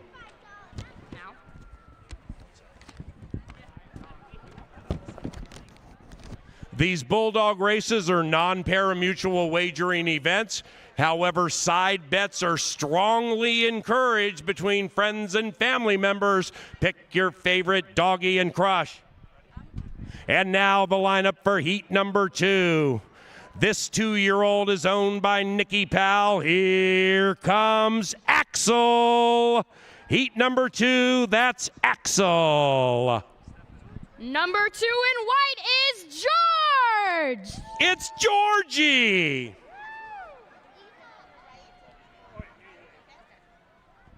Number 3 in heat 2 is owned by Alex Dawson. This is Tank. Here's Tank. How about a round of applause?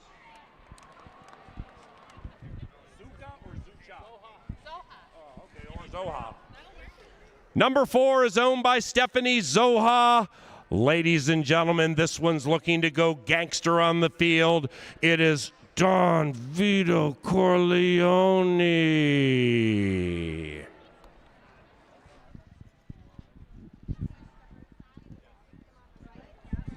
All right. And number 5 is Tiny Pete. Here comes Tiny.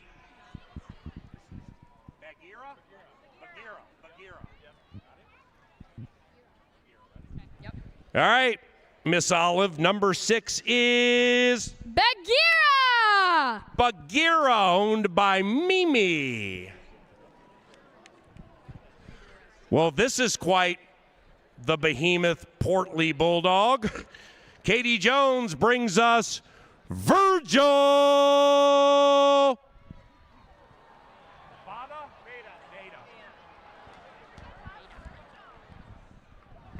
And number 8, here comes Veda.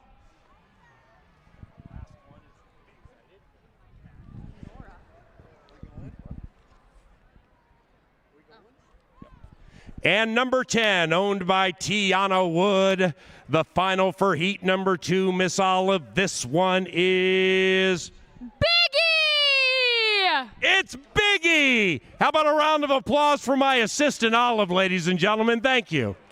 Olive got show. All right, remember, top 3 from each heat advance to what I still call Bark in the Park. Labor Day weekend, all breeds battle.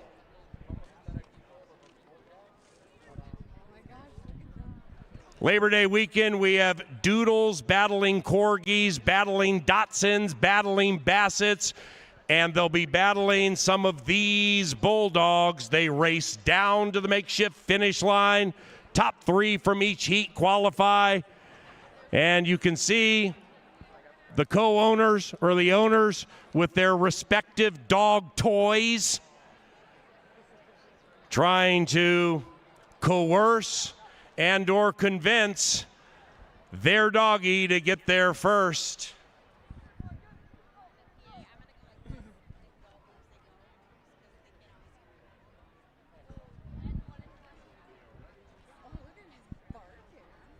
All right, we're about set.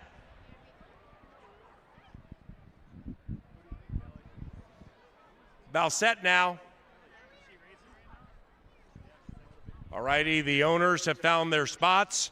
Pick your favorite Bulldog for a side bet. Ready, go! Here come the Bulldogs, and look at Millie surge. But Gladys pouts when she doesn't get her way. She got all of her way. She was looking back for the competition. She's so fast and impressive. And now the others are dawdling across the line, looking for their favorite treat. Greta in a personal match race with Duke. They're not going to qualify for the Bark in the Park, but lordy, are they having a good time. Come on over here, Dookie. Hello, little buddy. Here's Dookie, just about the nicest Bulldog in the world. All right, top 3 here. What do we got? We have Gladys, 10. 10. 9. And Bruce, numero uno. Congratulations to the owners of Bruce, Millie, and Gladys. We'll see y'all for Bark in the Park Labor Day weekend. And ladies and gentlemen, how about that performance by number 10, Gladys? How about a round of applause? It's like a cross between Bulldog and Whippet or Greyhound. That was a dominating performance.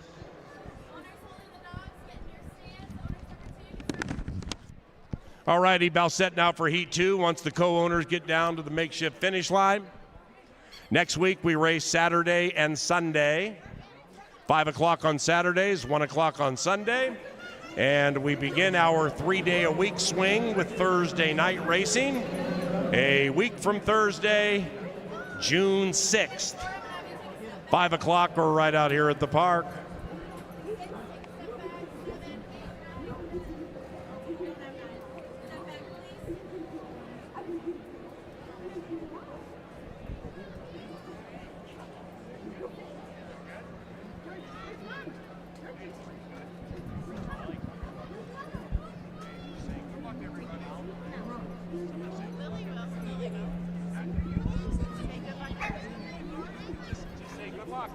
Good luck.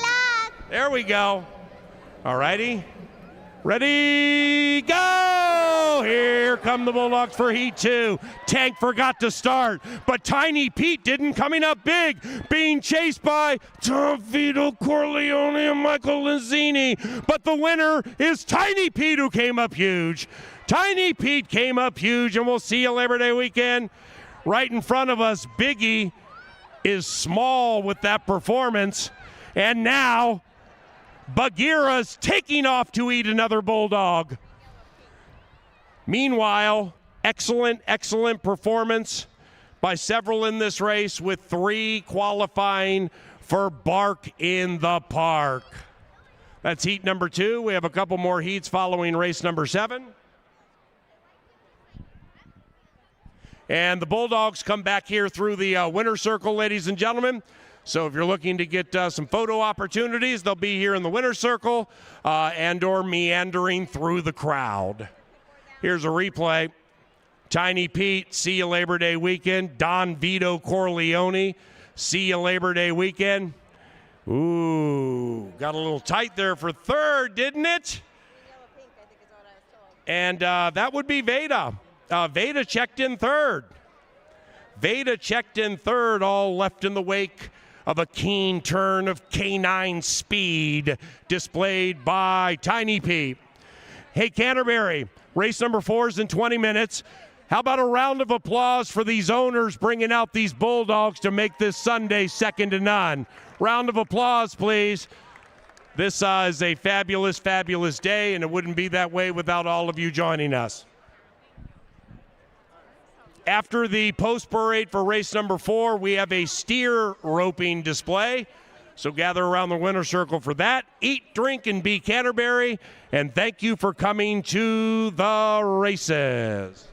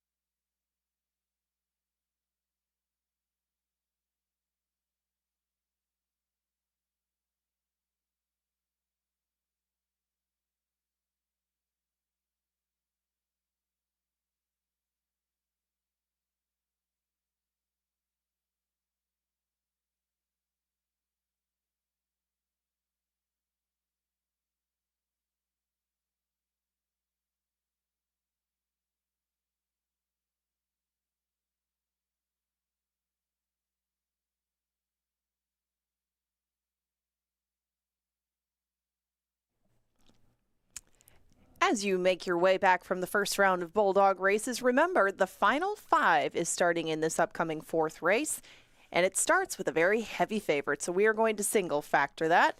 She should be well south of what she's currently at by the time all is said and done, but she brings in a very impressive set of races from Gulfstream Park, and her pace should put her in the winner's circle, as well as her rider, who was looking for a second turf win in a row. And race number 5, I'll go a few deeper in there. Went with Kirill the Thrill on the inside, who has some speed, but my top pick is the older Jackson Action on the outside. He's 5. A lot of his competition is 3, and a very speedy first-timer from the Ravelli camp is between those two. 1, 4, and 8 for me in race number 6. Ember on the inside, Ricky Bobby, and Outrun them. All exit races at Oaklawn Park that would make them good fits in here. They bring some different styles, too. Kind of all angles covered, but most of them will be, or at least a couple of them will be coming from a little further off what should be a solid pace. In race number 7, I went with 6 and 8 in here. 86 Chevy and My Cairo Kid both have some experience and speed to them, and they both drew to the outside. That's been a winning formula thus far in the first couple of days of our meet, and I think that those two hopefully will get us to the last leg of this pick 5. 1, 7, and 8, inside and outside, but all of them have shown some sort of speed. That's Cinco Majestic, Laws of Man, and Alcazaba. 1, 7, and 8. That rounds out a $27 ticket. Remember, the 4th will take off in a little more than 14 minutes, and we'll go to Kevin Gorg shortly to take you through the upcoming 4th race, the kickoff leg of the final 5.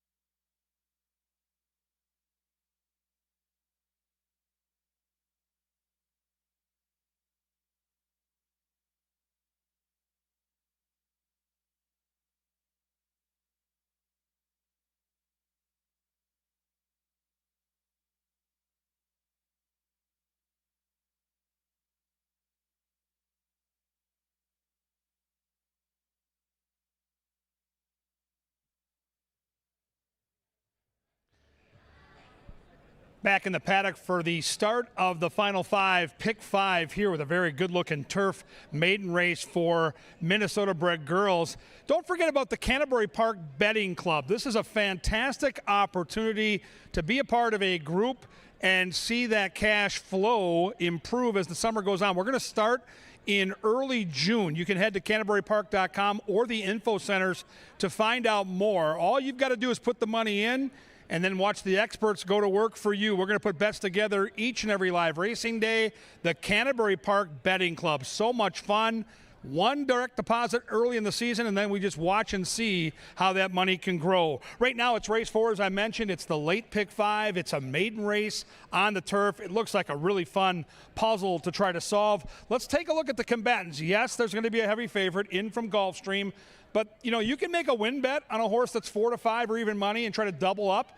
Or you can try to key that horse in an exacta, trifecta, or superfecta, put that one on top, and then use some long shots underneath. I do fancy the 5 here. I think she's in a good spot, but I think there's some long shots to consider if you're going to try to put together some exotic wagers. Number 1 is Grace Alace. Sabalos gets the call here for my guy Troy Bethke.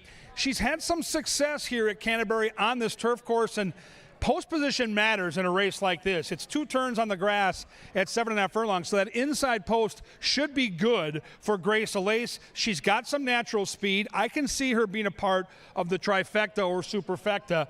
at double-digit odds. The horse I'm going to use in my exotic wagers at the price that I like the most is the 2, Northern Angel. This is Cody Rosine. This is Luis Fuentes. I love the way Luis Fuentes is riding right now. She looks great down here in the paddock. And I saw talent here last year. She ran one race. It was her debut at 4.5 furlongs on the dirt. But the breeding says this horse is going to be a better racehorse on the grass. She's got that pretty white face. She's fit. She's got some good workouts. I think the 2 is super interesting, and I love the way she looks down here in the paddock at 6-1. Number 3 is Dropped Cold. Kelsey Haar gets the call for Canterbury Park Hall of Fame trainer Burnell Roan. Now, if you're betting this horse, you're going back a couple of starts, and she hasn't raced since last summer, but that start 2 back in August against Open Company on this turf course was a good one. She ran third at 50-1 odds. So she's already proven she can outrun the tote board, and today she's 17-1, the longest shot on the board. 4 is Cloudless Blue, Alonso Quinones for Tim Padilla. Good connections. This is her first start as a 3-year-old, so there's some upside there and a good price. Number 5 is the horse I fancy. That's Factor That. Gallardo gets the call for Joel Burnt. She's in from glitzy Gulfstream Park. She has speed, she has talent, and she's raced against some hard knockers. The question mark, though, is this. She is 0 for 9, so this is her 10th career try. We're getting very close to that spot where you got to wonder if she's going to get over the hump. I think today's the day. Good-looking gray, cloudy day, enough said, even money. We'll see if we can find some value around her. 6 is Mighty Maddie on her toes down here in the paddock, looking good. Mighty Maddie is going to go out early. As you can see, the stewards have allowed her permission to skip the post parade with the other horses. She'll go out early and warm up. She's been there and done that. 15 tries, Tampa Shipper, Turf, Lynn Rarick, good long shot connections and a square price. I'll use the 6 in my tries and supers as well. 7 is Honeycrisp, Luis Valenzuela for Mikey Beeler. Turf numbers are decent, and she's bred to be a really nice runner, and I think there's some upside here too. She showed some talent last year, but clearly this is a horse that's going to get better with age. Her daddy was Super Saver. He was good enough to win the Kentucky Derby, so the distance won't bother her. And the outside horse is a super intriguing first-time starter. Her name is Blazing Performer for the Sampsons. Constantino Roman, Joel Burnt, great bloodlines. The sire Oscar Performance, all about sending horses out that run big on grass. Love the bloodlines. Think the horse has some intrigue. And you can see the price up on the board at a juicy 6-1. Who do you like? Minnesota-bred maiden. Someone's going to run into the history books and get their very first career win, and you're going to be a part of it right now to start the Pick 5. Don't forget about Canterbury Park on social media. Follow us on Instagram, Facebook, and X, formerly known as Twitter, for great deals, updates on all the entertainment venues that are here.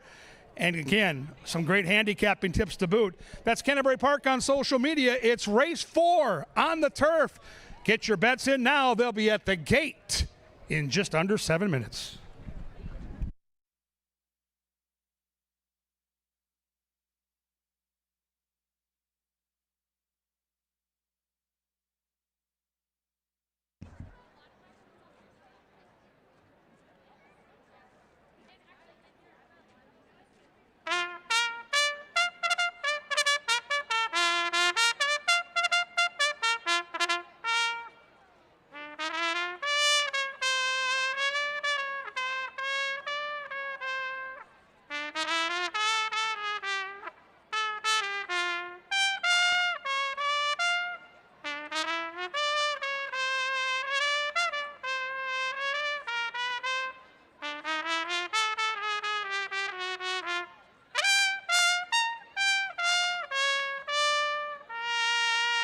Sir Leonard Dykert, happy Sunday to everybody and Mr. Lynn Dykert, best bugler in the country. And he brings them onto the track, subsequently a firm turf course for the 4th race. No scratches, no rider changes. And they'll be to the gate about 5 minutes from now. This one is courtesy of Maker's Mark and Jim Beam Bourbon. Busch Light also is a proud sponsor of racing at Canterbury Park.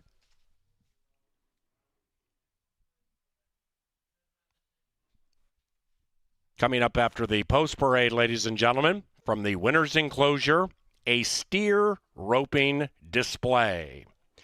So gather around the winner's enclosure. That's coming up very soon.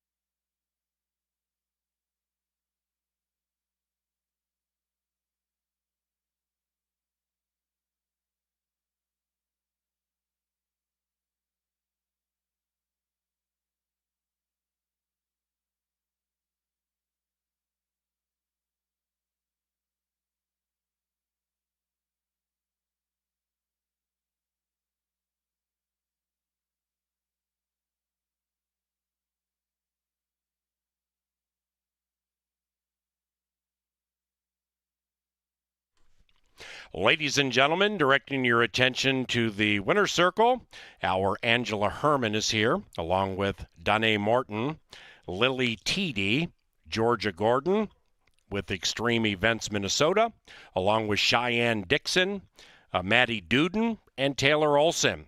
And they are here to demonstrate how to rope a steer and teach our 3 contestants how to win a $200 gift card to Loro Boots and tickets to the PRCA. That's a sanctioned Ram Trucks Rodeo at Canterbury Park, July 19th and 20th. All right, Angela, take it away.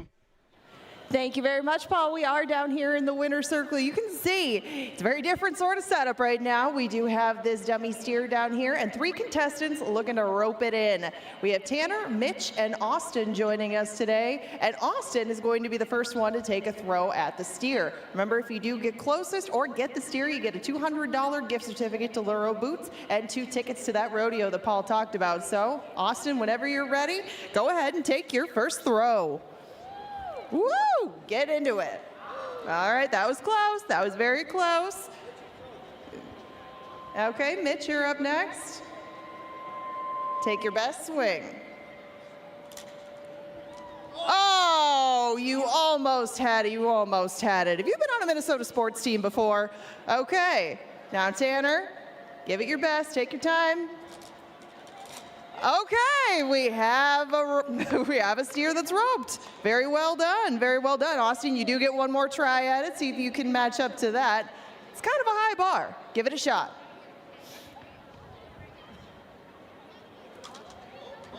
Pull, pull. Okay, there you go, there you go. We got 2 down. Pressure is on, Mitch. Get it done. Oh, Try, keep going. Oh, I'm so sorry you gave it 2 shots, but very good shots. Congratulations. Well, okay, take another shot at it. Yeah, go for it. You already got it once, see if you can do it again. That's all right, you got it the first time. You still get that gift certificate, and you guys are gonna be joining us for rodeo. You already know how it's done. Maybe we'll see you in that rodeo. Congratulations to you both. Thanks for joining us down here. And thank you all, ladies, for being here down in the winner's circle. We have now 1 minute to post for race number 4. Remember, this is the start of the final 5.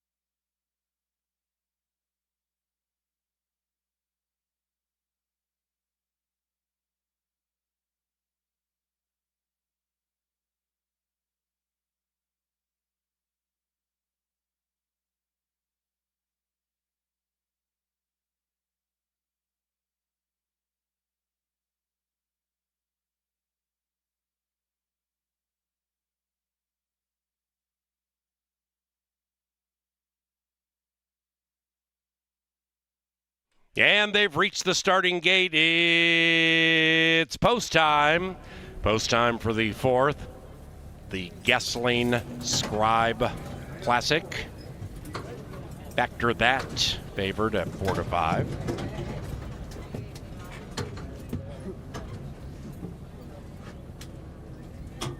Cloudless Blue to the inside of Factor That. Right next to Mighty Matty Matty. Honey Crisp has gone in. Blazing Performer debuts. And is the last in line. Way back, strap on.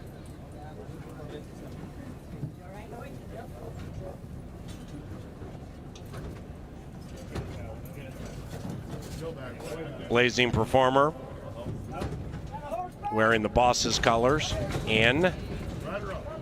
8 fillies about set to go. And they're racing.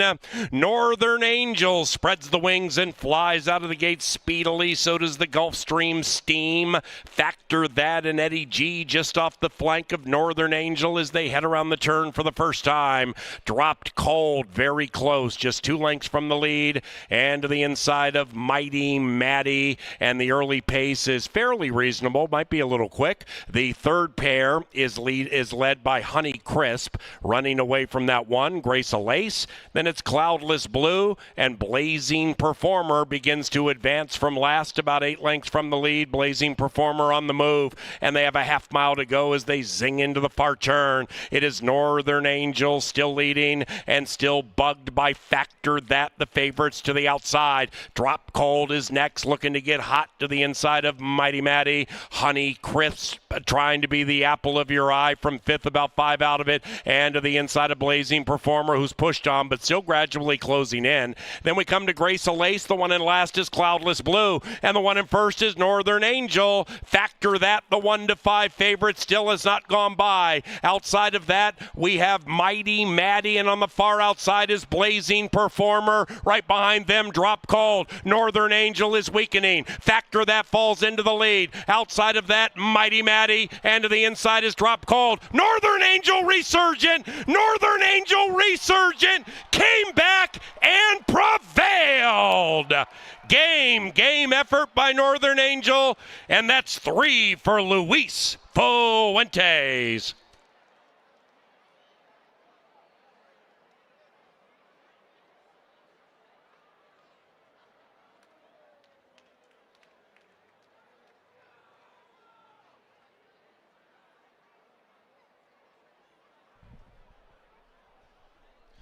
The Angel wins the Gessling. Number 2, Northern Angel first. Photography for the rest.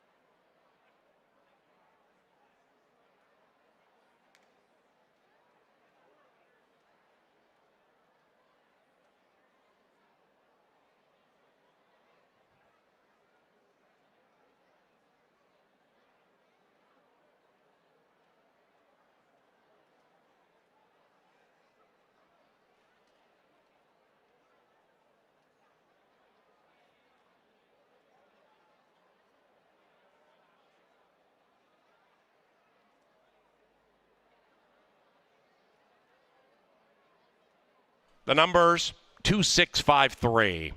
Northern Angel 6-1. Mighty Matty 14-1. Favorite finishes third. Drop Cold ran fourth. Fat Superfecta coming up shortly.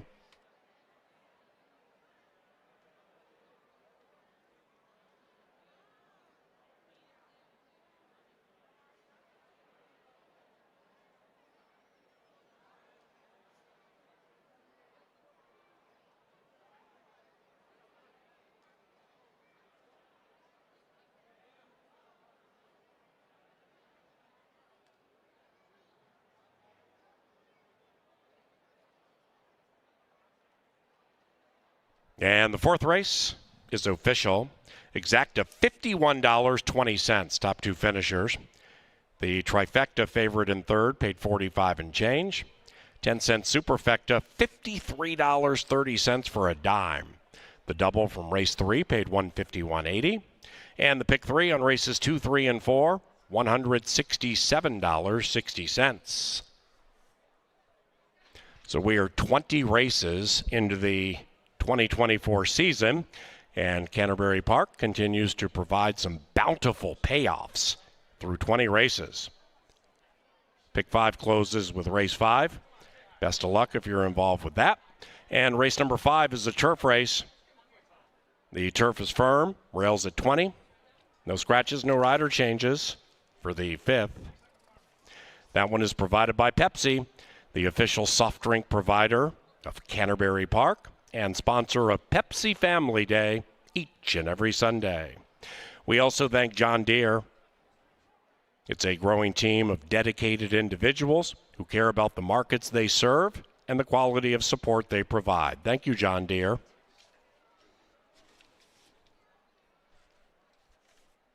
Into the winner's enclosure, Northern Angel. 3 victories today for jockey Luis Fuentes. Northern Angel is a 3-year-old brown filly by War Correspondent out of Angel in Lace. The winning owners, North Star Stables. And the winning trainer, Cody Rosine. This filly was bred in Minnesota by North Star Stables. Congratulations, Cameron. Got the double play, brother. 5th race 20 minutes from now. Bet more, win more.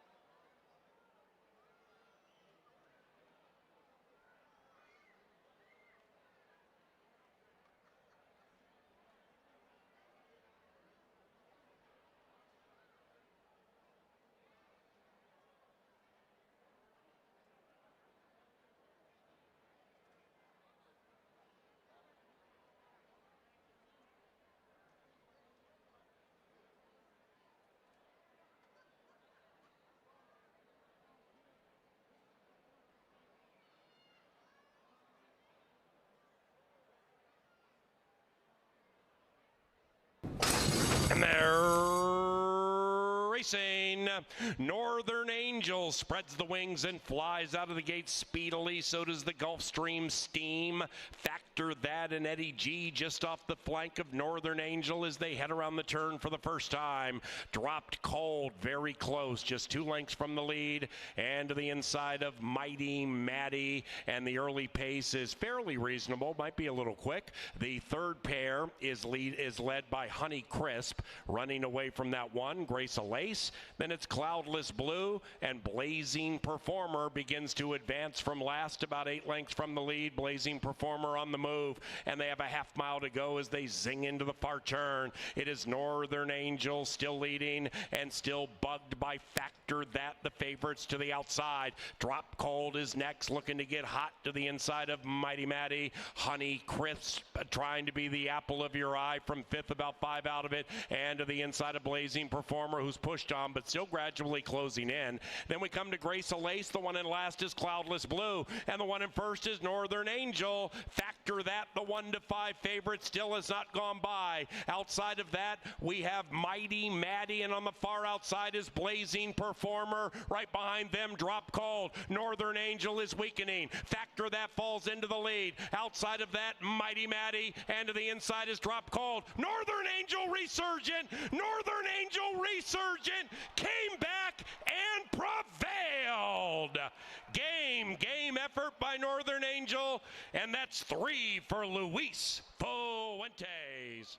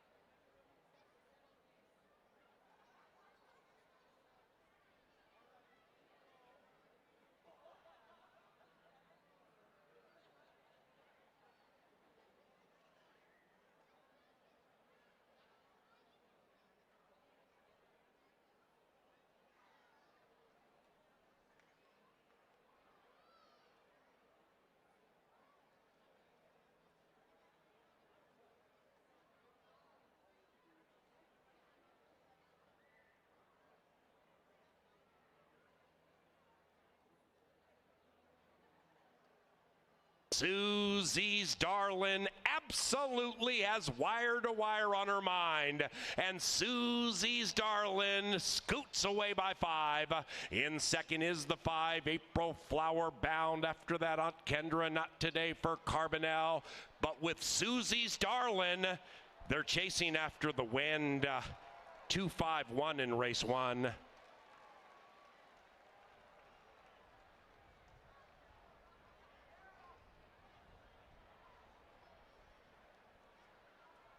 Grinds away with the lead. Sharmada continues to apply pressure to the outside, still in with a puncher's chance. Outside of that is Professional Grade. Hidden Profit scoots clear by 3, puts the race in the books. It's Hidden Profit finding all the profit in race number 2, and Luis Fuentes has won the first 2 today.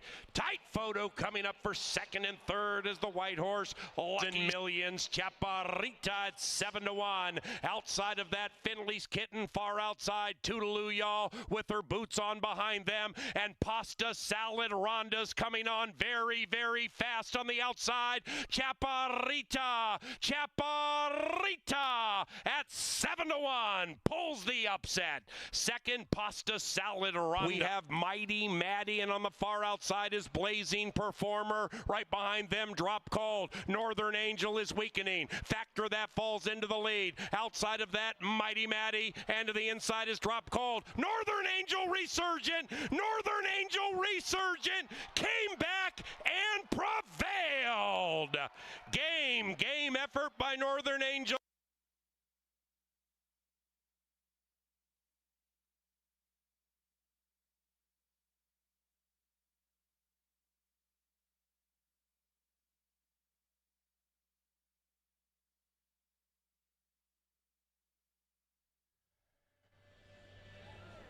How about Northern Angel on the turf, on the lead, gets passed by the hot favorite, and then comes back and wins. That's as game gets. And now, as we get an update, we're under 40 tickets left. I think 36, the number I heard, 36 Pick 5 tickets available. When you get a 1-to-5 shot beat, and Paul Allen talked about this in our pre-race show today at the races, you get a 1-to-5 beat. Now this Pick 5 could pay anything. There were an awful lot of tickets single to that 5, and the 5 ran a great race, but showed speed, couldn't get by the 2, and then the 2, after getting passed by that 5, shows all kinds of heart. Congratulations. And Luis Fuentes, by the way, man, is this guy riding well. Keep an eye on Luis Fuentes. He's been here before. Guy's got talent in the saddle, but that really showed me something there in race 4. Back to the turf we go for race 5, another maiden race. And again, when you're betting maidens, these are horses that have never won. In fact, the horse I'm going to tout's never even ran a race. So strange things can happen here. You could find your way to some big prices on that tote board. Let's handicap together. We'll start with number 1, Incredible Victor. Kelsey Haar gets the racing assignment here for Bernal Rome. Couple of starts last year on the dirt. And, you look at that and say, well, the horse didn't do much, but the bloodlines are there for the turf, so maybe this is where this horse belongs, and we'll see if the horse can improve now, switching from the dirt to the turf. Number 2 is Commissioner Oscar. Got to wish the folks from Lynn Stables good luck, some dear friends of mine, and they've got a talented racehorse here. The sire Commissioner, one of the better sires in North American racing. You've got Joel Burnt training, one of the greatest trainers in the history of this racetrack. And oh, by the way, Luis Fuentes, the guy that just won for the 3rd time today, is in the saddle. Now, I don't know about the turf. This horse ran in the dirt last year and ran decently. They claimed this horse at Keeneland for $30,000. So clearly there's a plan here down the road. I think this horse has some serious upside. I just don't know if it's going to be dirt or turf. The turf bloodlines to me are a little bit muddied. I see the dirt bloodlines, and I see a horse that could be a nice one down the road, and maybe today's the day with the hot jock. 3 is Supreme Leader. Parejas gets the call from Miguel Angel Silva. We've seen this trainer pop at big prices time and time again at Canterbury. This horse comes in from Remington Park, hasn't raced since last fall, so it's a new 3-year-old. He's got some speed. He gets first-time Lasix, and he shows a sharp workout. So there are some real positives there at a big price at 10-1. Number 4, for all you Minnesota Wild fans out there, here comes Kirill the Thrill. The Thrill, trained by Mac Robertson, owned by my friends at Extreme Racing, and Carmona gets the assignment. Now, his lone turf race last year was a good one. He's now a 3-year-old. That was back when he was just a baby, and a 2-year-old. The workouts are there, has some early speed. That could be important, folks. In a 10-horse field, to have a little early lick could be very important, and you're getting 8-1. If you're going to build a trifecta or superfecta, do not sleep on the 5. I think Found Jordan is going to get a slice of this, and maybe, if everything goes the right way, maybe Found Jordan could get all the money. Here's what I know about this horse. Number 1, he's a great price at 9-1. You get the blinkers on for the first time. You can see in the paddock those bright green splashes around his eyes. That's the blinkers that help him focus on his racing assignment. And this guy's run some big races on our Canterbury turf course. He likes to sit off the pace and charge down the stretch. You get Gallardo in the saddle, and I think at 9-1, if you're playing trifectas and supers, he deserves an awful long look. 6 is Burn Boss. Sophia Barandella gets the call for Caitlin Bedford. One start this season. It was opening night. It was on the dirt, so you can kind of draw a line through that. The turf starts have been okay. We'll certainly need to improve, but you get a good long shot pilot in the saddle. 7 is Latin Force. Alonzo Quinones for Mr. David Van Winkle. In from Tampa. We keep talking about those Tampa shippers. They're pesky. They're dangerous. And I think the 7 can hit the board here at a big number at 13-1. 8 is Morning Thunder. Luis Valenzuela for Mikey Beeler. One career start, and Paul Allen made a really good point. This horse took money in his debut. Was bet down to 4-1. Ran decently, has a touch of speed, and looks really good in the paddock. Look at the 8 horse in the paddock. Good physical impression, good healthy looking coat, good muscle, some dappling on the hindquarters. So I think the 8, off the way this horse looks in the paddock, deserves inclusion in the tries and superfectas. I mentioned I was going to tout a horse that's never run before. I'm going to try the 9 here. And the 9 horse is What's Your Objective? Constantino Roman for Larry Ravelli. Remember Larry Ravelli last year with 2 fills, the horse that I touted and we all bet in the Kentucky Derby. Larry Ravelli, one of the best trainers in the country, period. I saw that, the Justify bloodlines. His daddy was a Triple Crown winner, so he's bred to be a good thing. He's going to debut with blinkers. I love the workouts, love the connections. I do not like the post position at post 9, but I think the horse has some talent. And on the outside, number 10 is Jackson Action. Sabalos gets the call for Mr. Joel Burnt. Do not like the post, but I do think the horse has some skills. We'll see if the horse can work out a trip with Sabalos out there. Good-looking horse out here in the walking ring. It's a maiden race. Somebody's looking for that first win. It's turf racing at Canterbury, and you need to head to Chip's Bar and Restaurant inside our casino. Asian food, Italian food, and great American food. This morning I sampled the steak and eggs. Best steak and eggs in town. Try Chip's Bar. Right now we try turf. It's race 5. It's coming up, and it's coming at you, and it's next.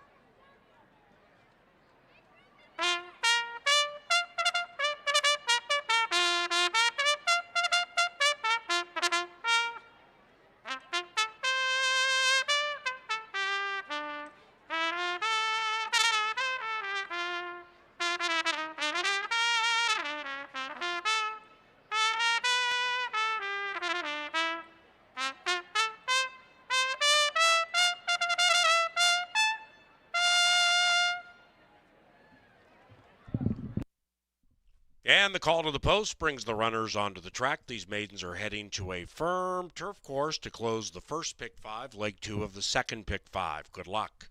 No scratches, no rider changes. We at Canterbury thank some of our sponsors. They include Tri-State Bobcat, Choice Electric, Atomic Data, and Culver's in Shakopee.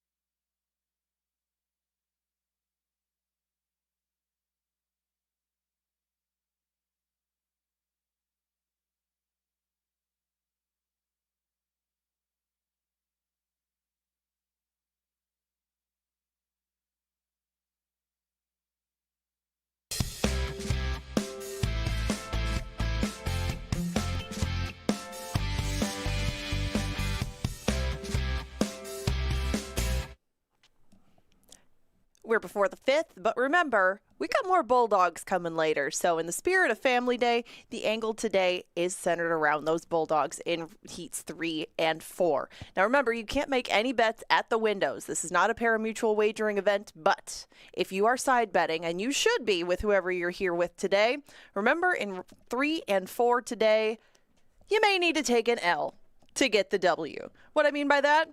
Look in heats 3 and 4. Your options: Libby, Lily, Larry, Lola Terry, or just Lola, or Leo.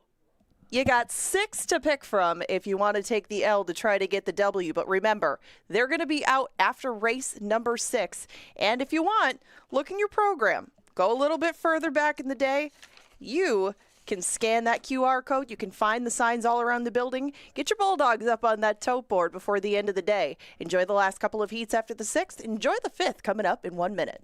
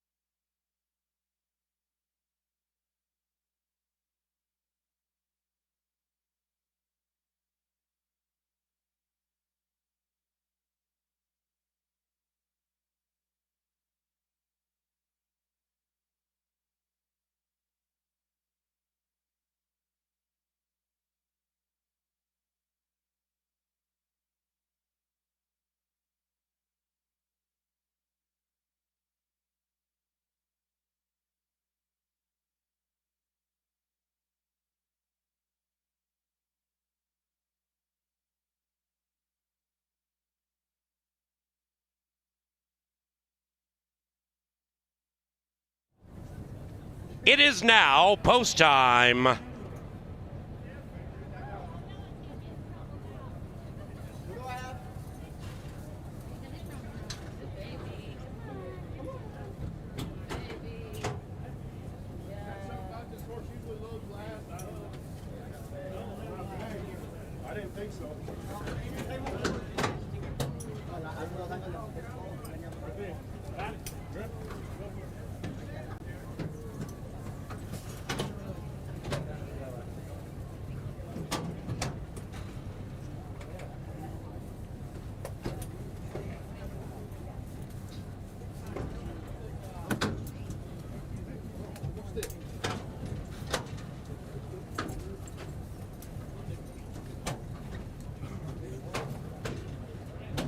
You back? What's your objective? Second to last. And Jackson Action, 3-1, last in line. Jackson Action is in.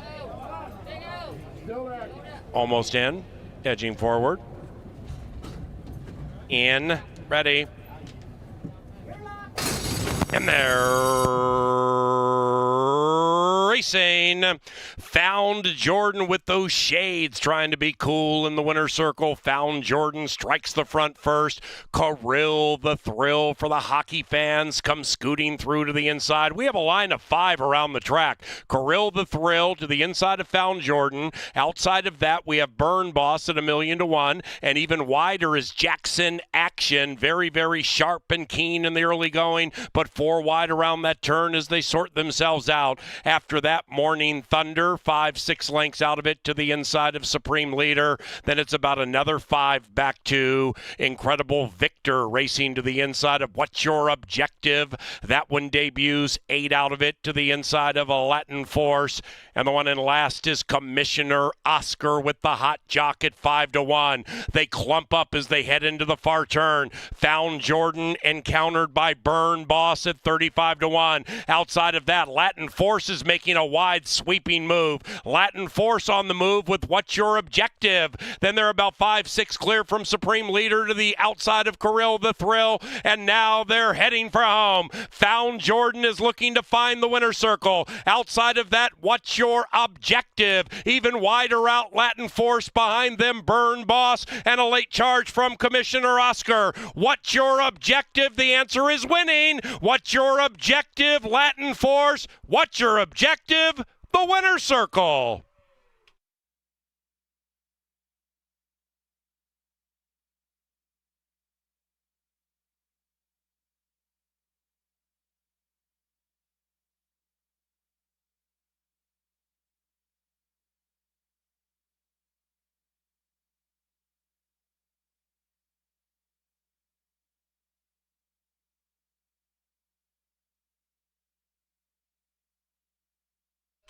Number 9, What's Your Objective ran first.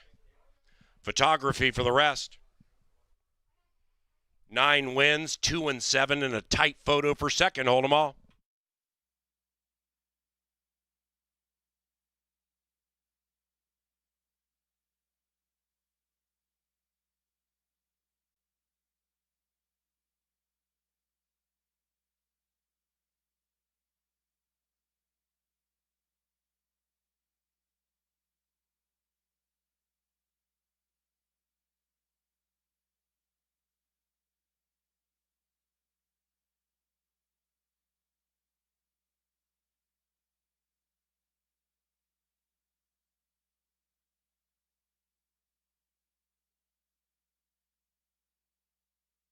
The numbers 9,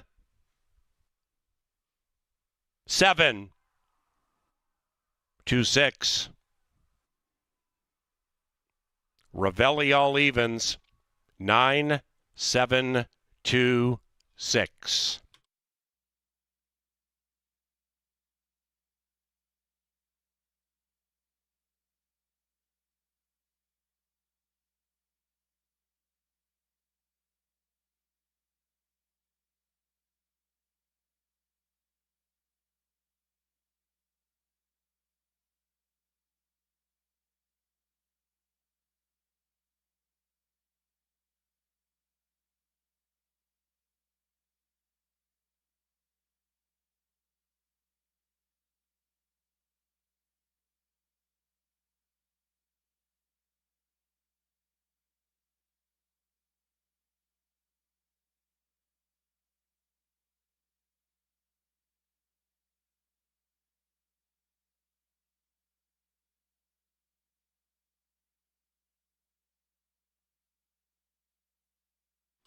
Race number 5 is official.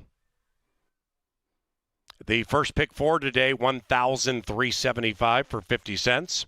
The first pick 5 paid $4,577. That's for a 50-cent wager. Pick 5's at Canterbury, paying terrifically through the first 5 we've had this season. How about the 10-cent superfecta, 9726? That superfecta paid $1,580 for a dime, 9726. Race 6, back to the John Deere dirt. No scratches, no rider changes. Race 6, courtesy of Kim Crawford Wines. That's the official wine sponsor of Canterbury Uncorked and Concerts in the Park. We also thank Hormel Foods, a proud sponsor of racing at Canterbury. Likewise for Fairfield Inn, Gallagher, and Greystone Construction.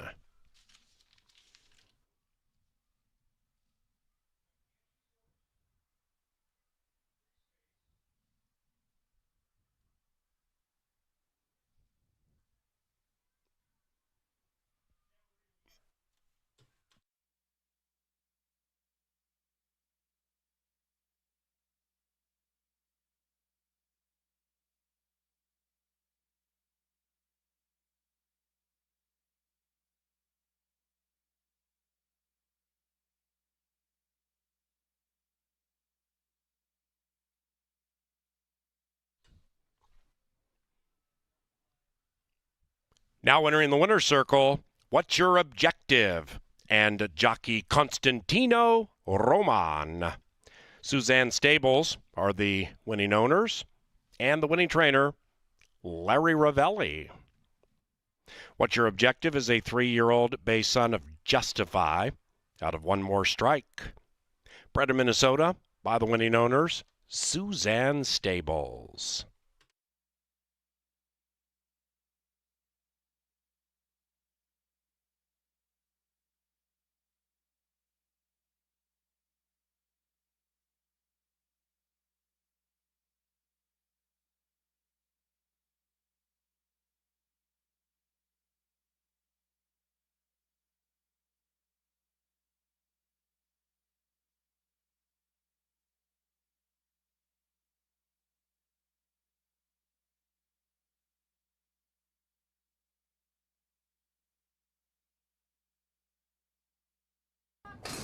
And they're racing. Found Jordan with those shades, trying to be cool in the winner's circle. Found Jordan strikes the front first. Kirill the Thrill for the hockey fans comes scooting through to the inside. We have a line of 5 around the track. Kirill the Thrill to the inside of Found Jordan. Outside of that, we have Burn Boss at 1,000,000 to 1. And even wider is Jackson Action. Very, very sharp and keen in the early going, but 4 wide around that turn as they sort themselves out. After that, Morning Thunder, 5-6 lengths out of it to the inside of Supreme Leader. Then it's about another 5 back to Incredible Victor racing to the inside of What's Your Objective. That one debuts 8 out of it to the inside of a Latin Force.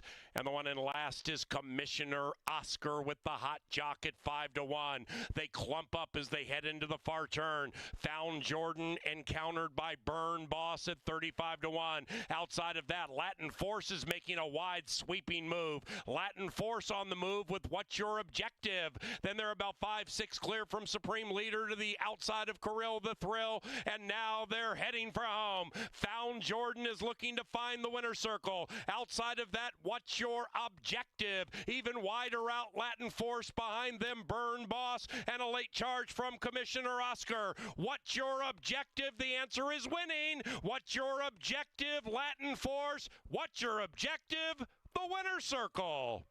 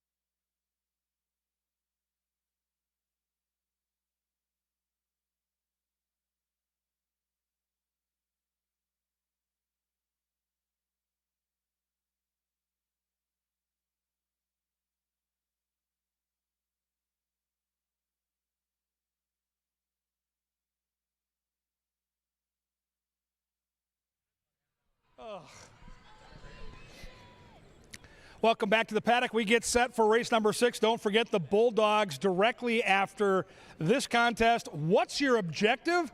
One look was all it took. Constantino Roman, an aggressive move around that far turn. 9-2 on a Larry Ravelli horse. Okay, we'll take that. Don't forget on Saturdays we do backside tours where the horses live back in the barns. It's a super cool experience for race fans. You can get to know the people that take such great care of our equine athletes. There'll be great conversations about how these horses prepare for their racing endeavors, the backstory on the breeding. Backside tours only at Canterbury on Saturdays. Head to our website, canterburypark.com.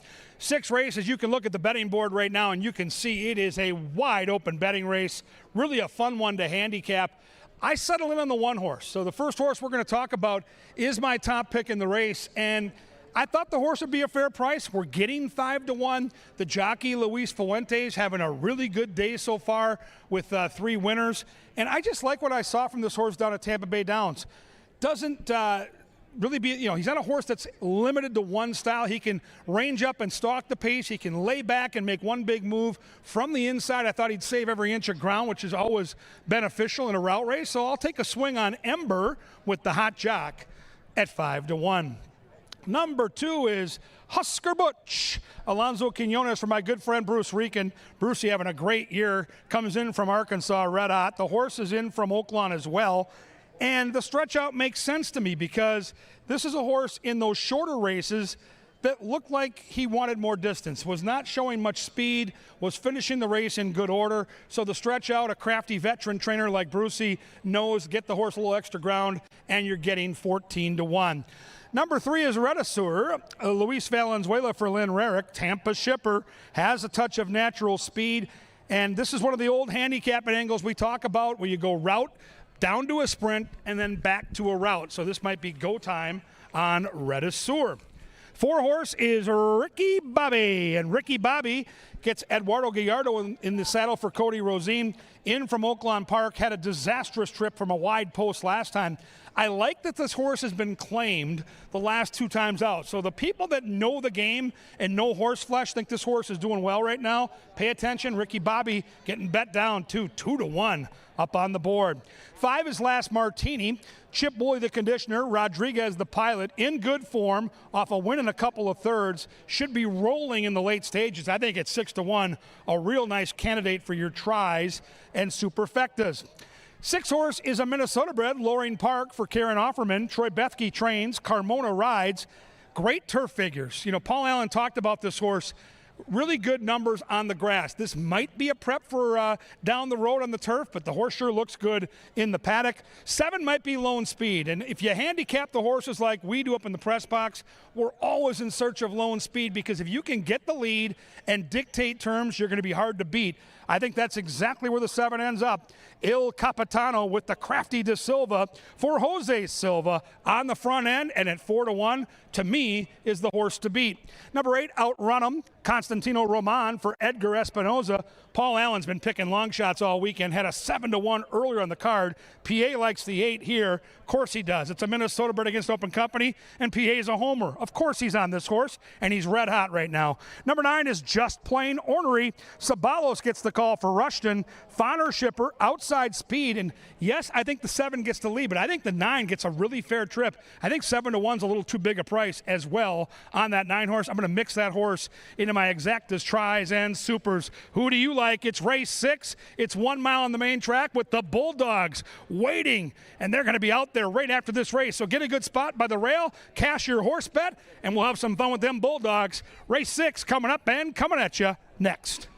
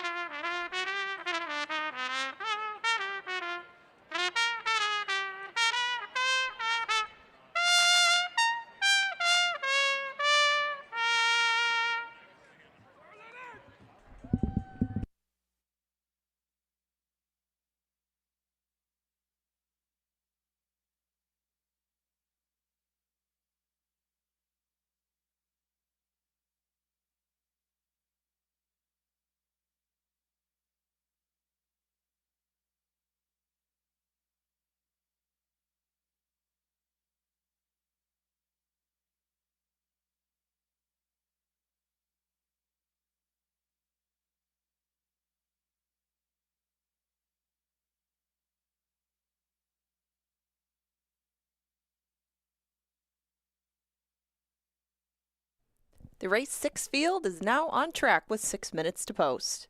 No scratches or rider changes in the upcoming 6th race. It's the final pick 3 opportunity that you have of the day to go along with doubles, exactas, trifectas, and 10-cent superfectas. Remember, after race number 6, 2 more heats of Bulldogs. Your current 2-1 favorite in the 6th race is number 4, Ricky Bobby.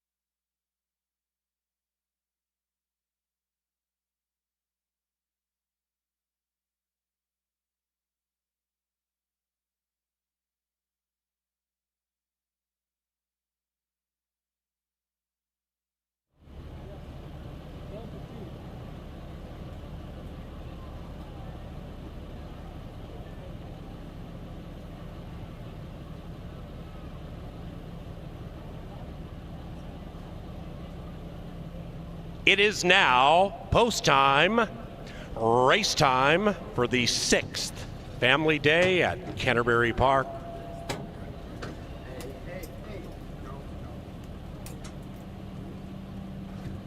Moving in. Welcome Shelly O'Connor Coland and her family. Shelly recently was inducted into the Broomball Hall of Fame. HOF. And welcome Loring Park moving in. Next will be Redisseur.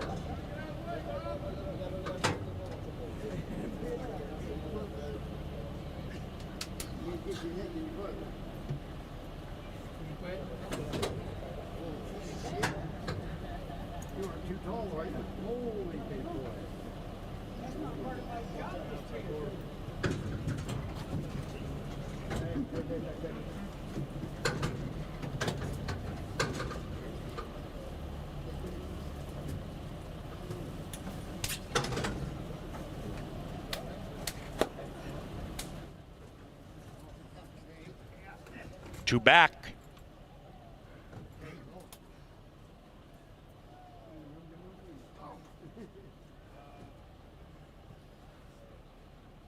We got monkey see, monkey do.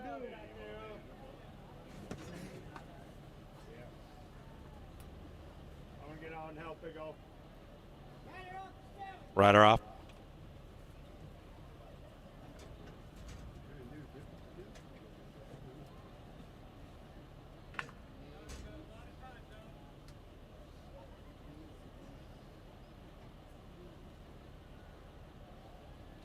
El Capitano in Sans Rider, who undoubtedly will join eventually.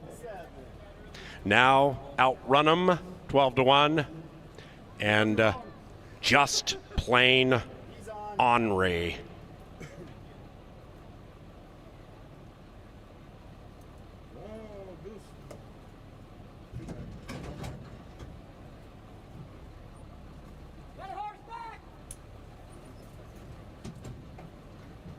Nine in line.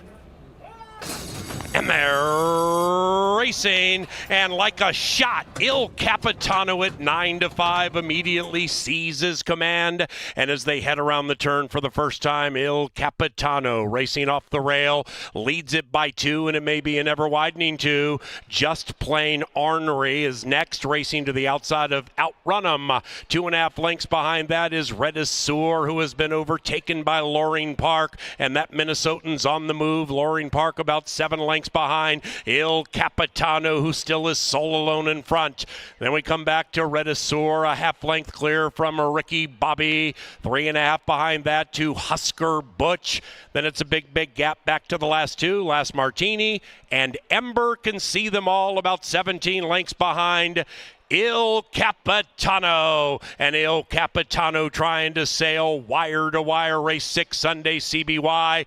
The lead is 7 lengths off the far turn. Outrun'em is sole alone in second. After that is Just Plain Henri. Then we come to Ricky Bobby beginning to close in fast. Ricky Bobby at 3-1 on the move to the inside, seizing second. And Ricky Bobby sets his sights on Il Capitano. Ember from last is also coming on very quickly, and the complexion is changing as Il Capitano is tired and looking for a place to go to bed. Up goes Ricky Bobby. Ember's going to try to run him down late, but Ricky Bobby got the jump on the speed. Ricky Bobby from Ember, and Ricky Bobby makes them all say uncle.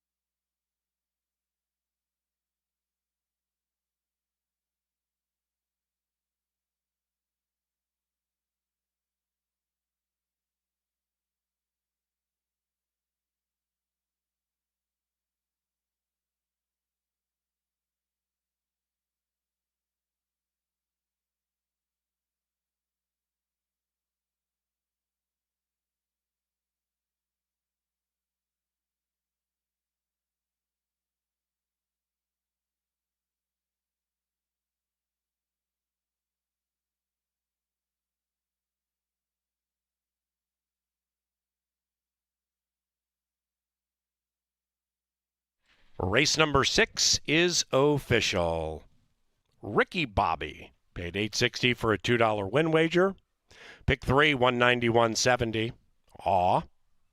After race number 7, 2 more Bulldog events. Race 7 is next. And we have no scratches or rider changes. The 7th race is provided by Quick Trip. And QuickTrip.com. Also, check out the Minnesota Lottery booth on track level today.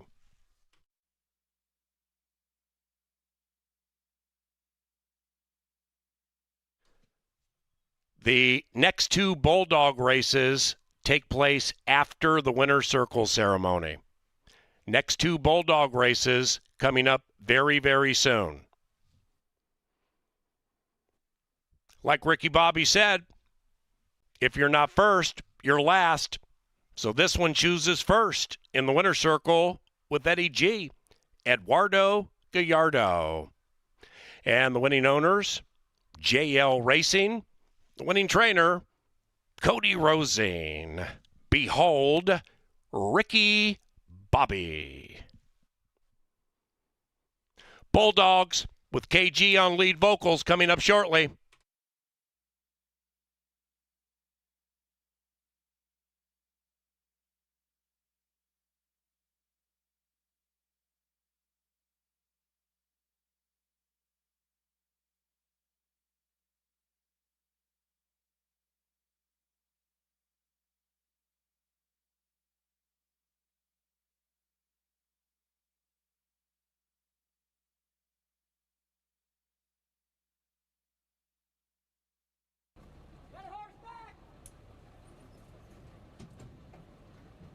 Nine in line.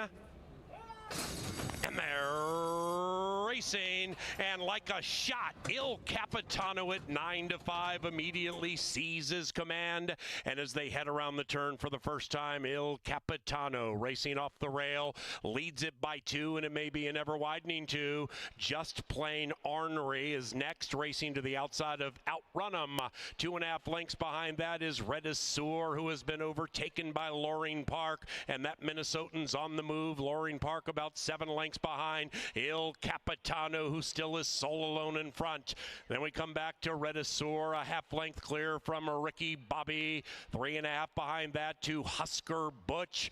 Then it's a big gap back to the last 2. Last Martini and Ember can see them all about 17 lengths behind Il Capitano. And Il Capitano trying to sail wire to wire. Race 6 Sunday CBY.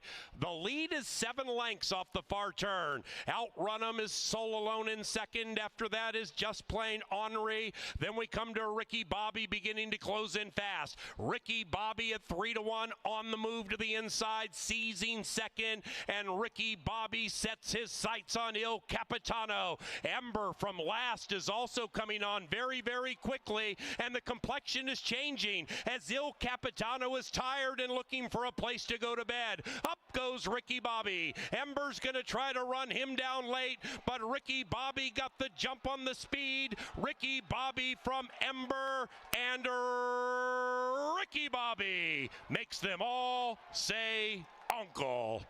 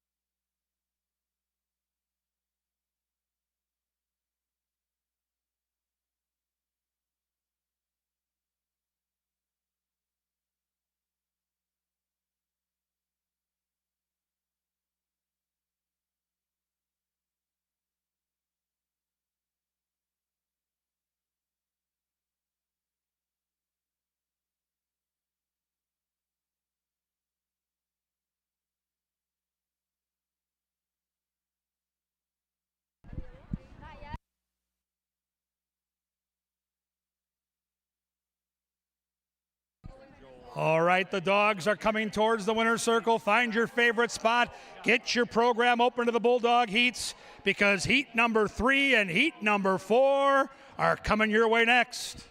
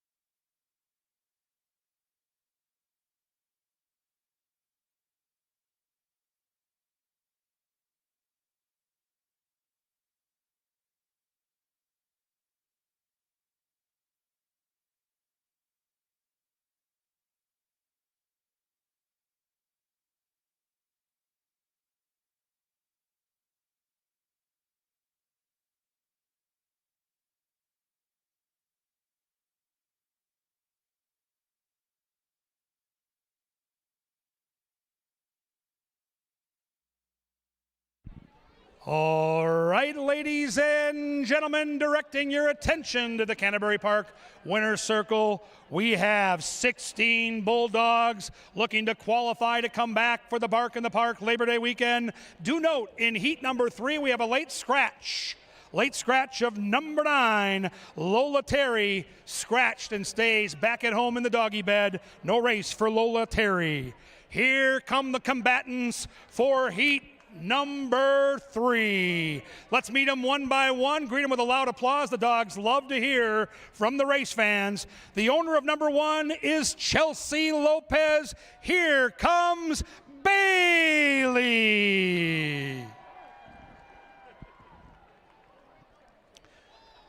I've seen a lot of different dog toys in my years of doing this here from the winner's circle. This might be the biggest one yet. We'll see if it helps. The owner is Grace Davis. Number 2 is Royalty. Good looking brown bulldog there. Tank has a chain on his neck. With a name tag chain, this guy's got all the goods. Number 3, Jennifer Alley-Owens. Give it up for Tank. Tank.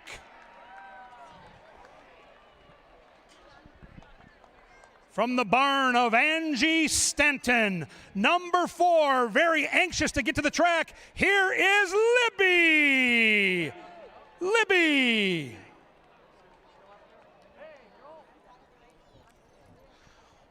One of the bigger Bulldogs in the race. Beth Daher, the owner, give it up for number 5. Here comes Bronx. Bronx. Ooh, that's a big old dog. Yes, that's called a flex. Becca Scar owns number 6. Here comes a cutie. Her name is Lily. Lily.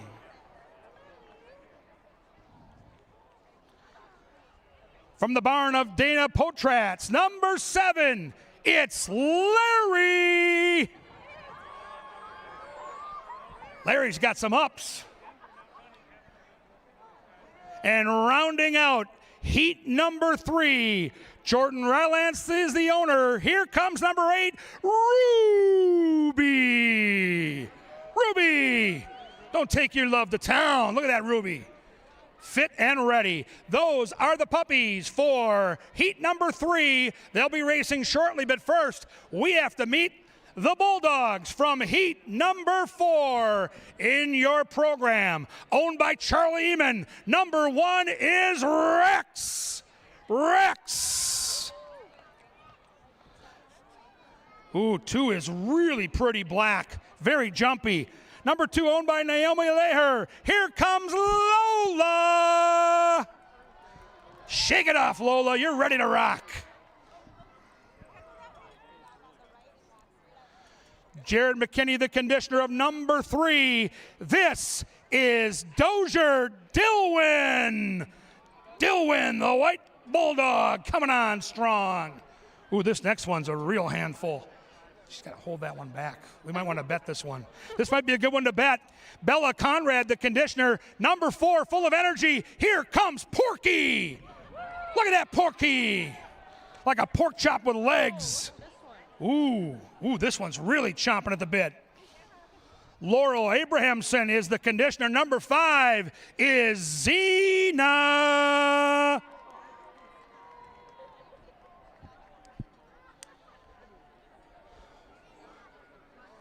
Next in line, conditioned by Jessica Connor, looking for the knockout punch. Here comes Tyson. Tyson. That's a well-groomed bulldog right there.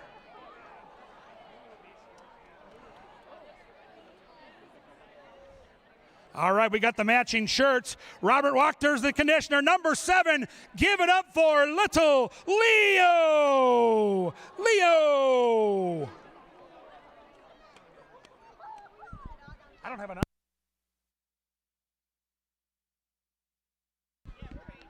Carissa Davison has number 8. Here comes Smoky Blue.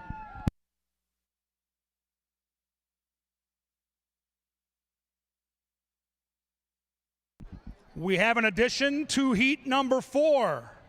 Number 9 is an addition. It's Avon Barksdale. Let's go, Avon.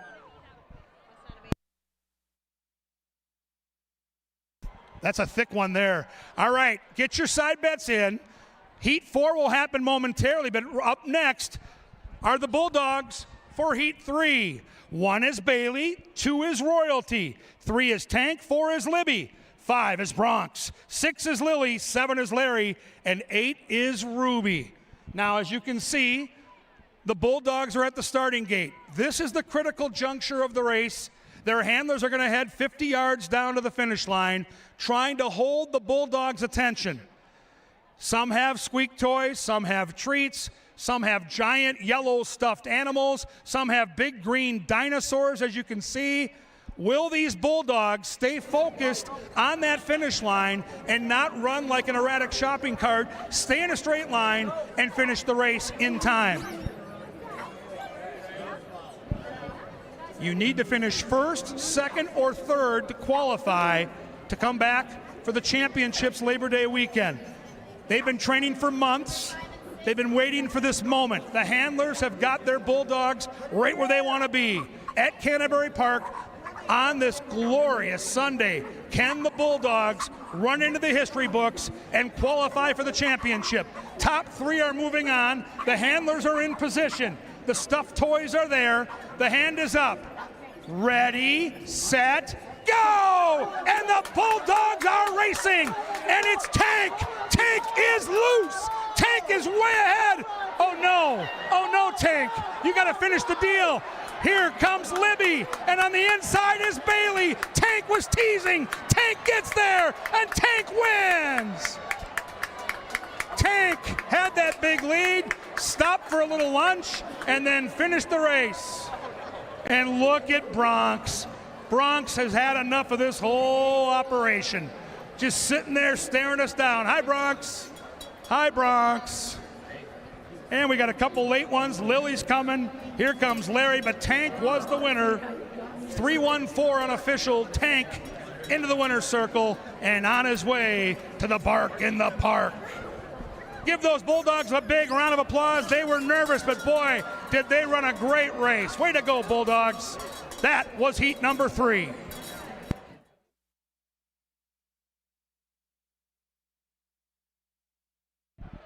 All right, heat number 4 is at the starting gate. 1 is Rex, 2 is Lola, 3 is Dozer Darwin, 4 is Porky, 5 is Xena, 6 is Tyson, 7 is Leo, 8 is Smoky Blue, and Avon is that 9 Bulldog that got in late. A late entry was the 9. There you see the finishing move right there by Tank in heat 3. And the 1 and 4 were battling. I think the 1 gets the schnoz down for the exacta 3-1-4, as Jeff Madej would say, add them up. for that trifecta. Now, the handlers have had their final instructions. Look at those Bulldogs in position. Who do you got? Rex, Lola, Dozier Darwin, Porky, Zena, Tyson, Leo, Smoky Blue, and Avon.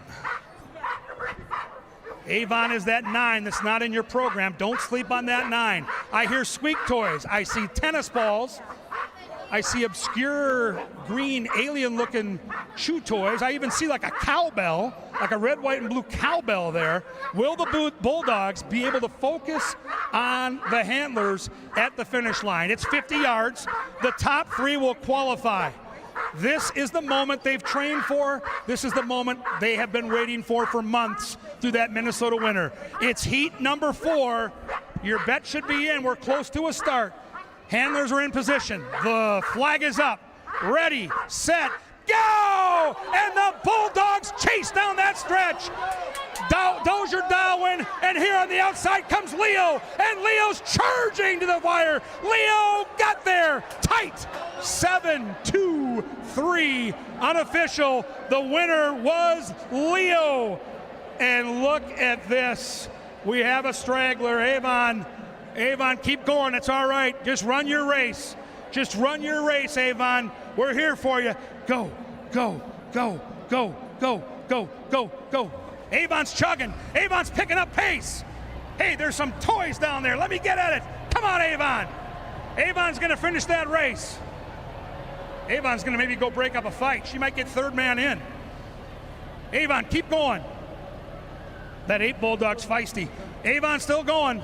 3/4 of the way there. Avon's going to finish this race. Avon's still chugging, 1 step at a time. Look at Avon go. Avon's close now, 10 yards from that wire. Avon, finish that race. Avon's going to get there. The crowd's going to go wild. And Avon,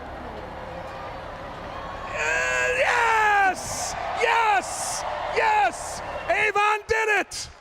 Well done, Bulldogs.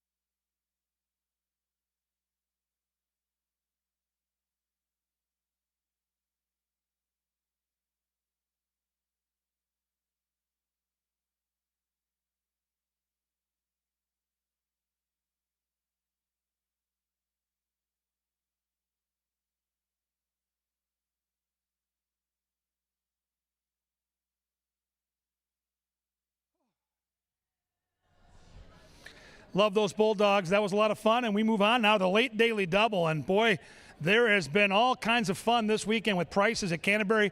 Maybe you can close the weekend with a nice $2 double that pays like $75 and then go head out and get yourself a nice dinner. The one thing you want to do, though, is make a note on your calendar to be back here on Saturday, June the 8th.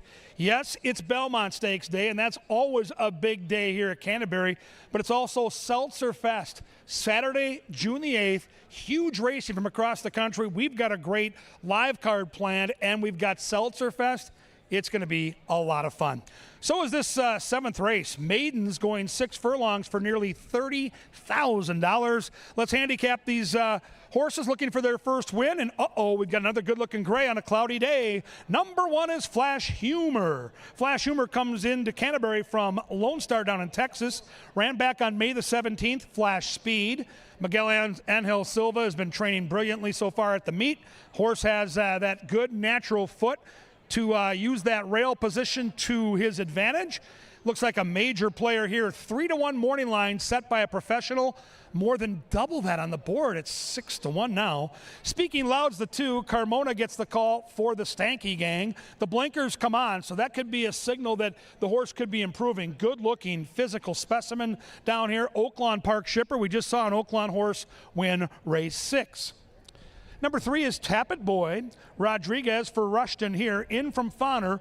0 for 10 was my question mark. Like, you can see that this horse has some talent, been running some pretty good figs, been claimed a couple different times. So people think this horse has the skills to get it done, just can't quite get over the hump. Tappet Boy, though, could be a trifecta player at 8-1.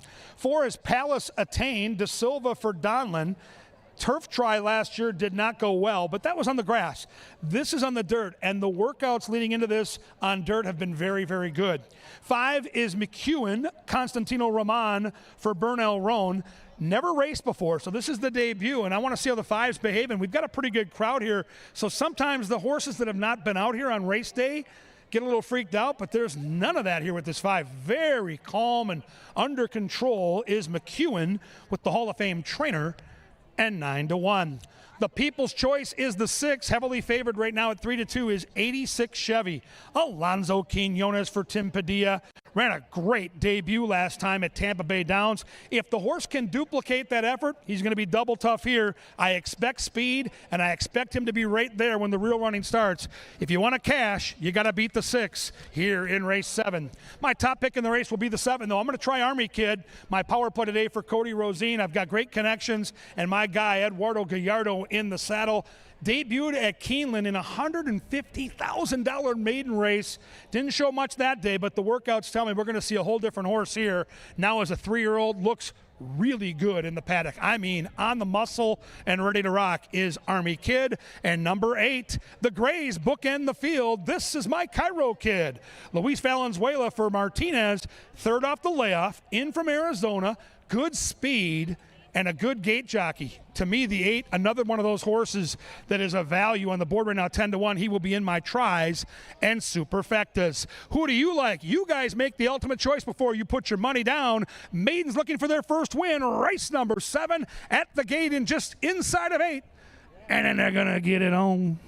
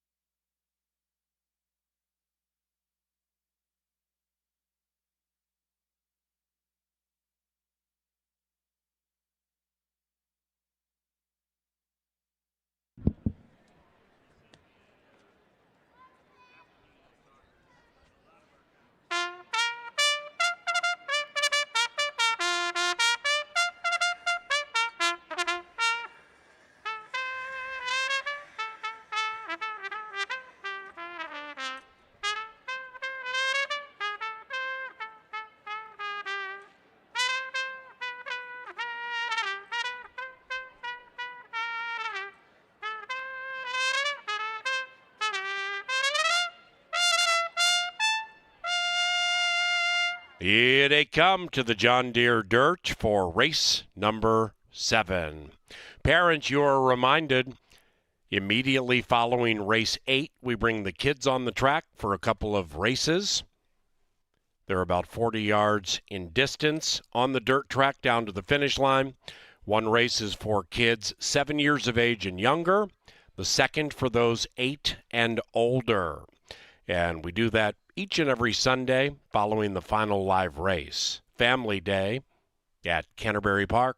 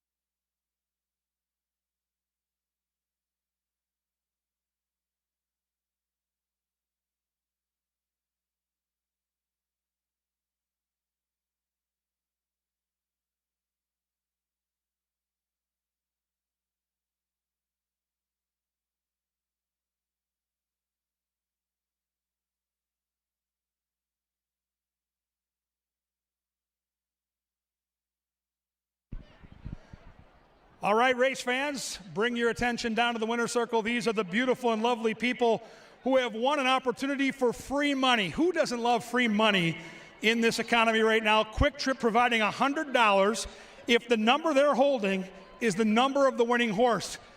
$100 from Quick Trip, they're going to get 20 for second, 20 for third. Who gets the free money? The horses decide.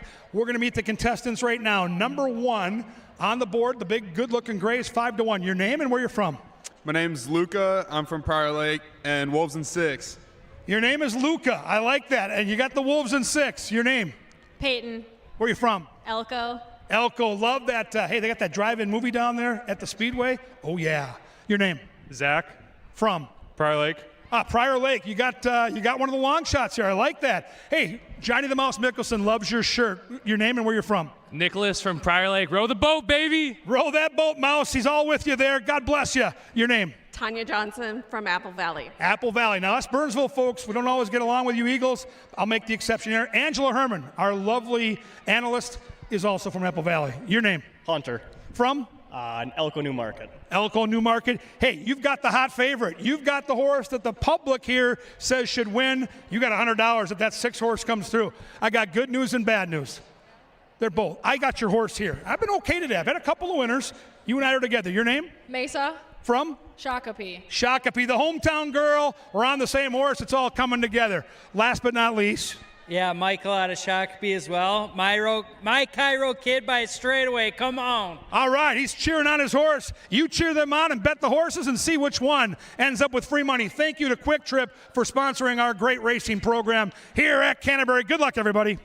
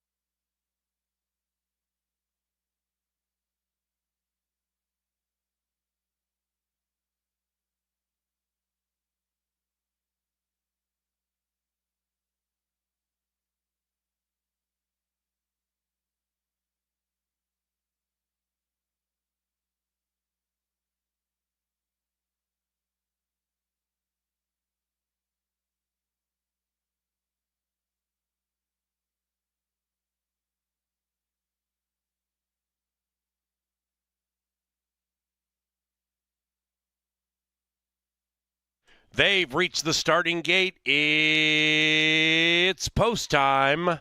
Into the gate for race number 7.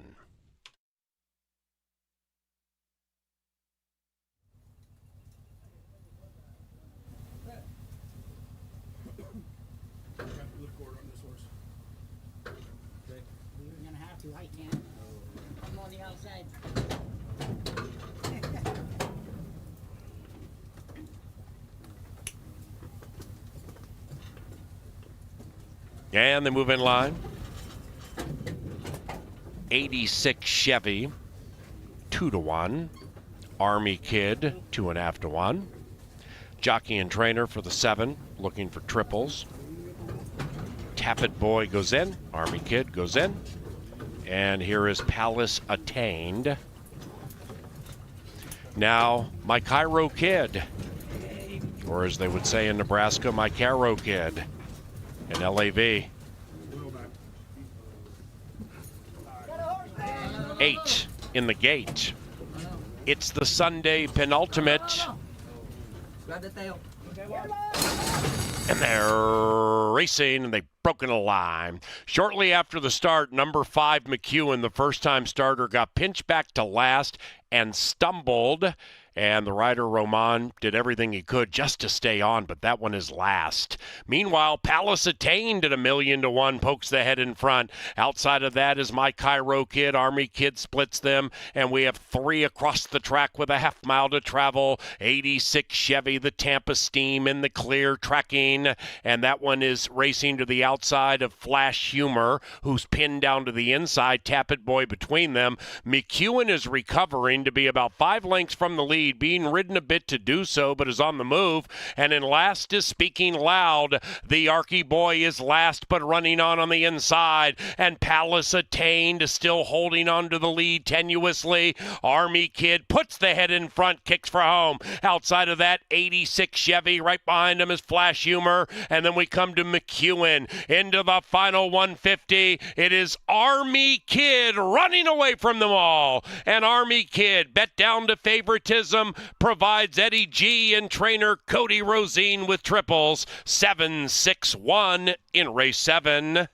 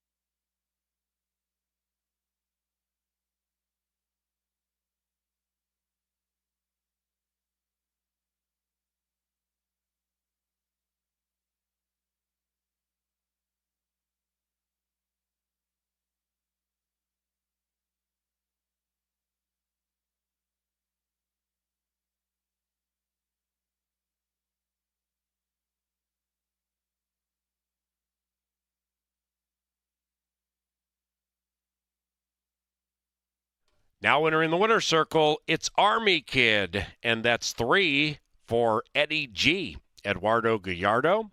Likewise for trainer Cody Rosane. And the winning owners are JL Racing. Race number 8 is about 22 minutes from now. We have no scratches. And following race number 8, the kids get to run on the dirt track. A couple of races for kids, about 40 yards in distance. That's about 10 minutes after the 8th and final live race.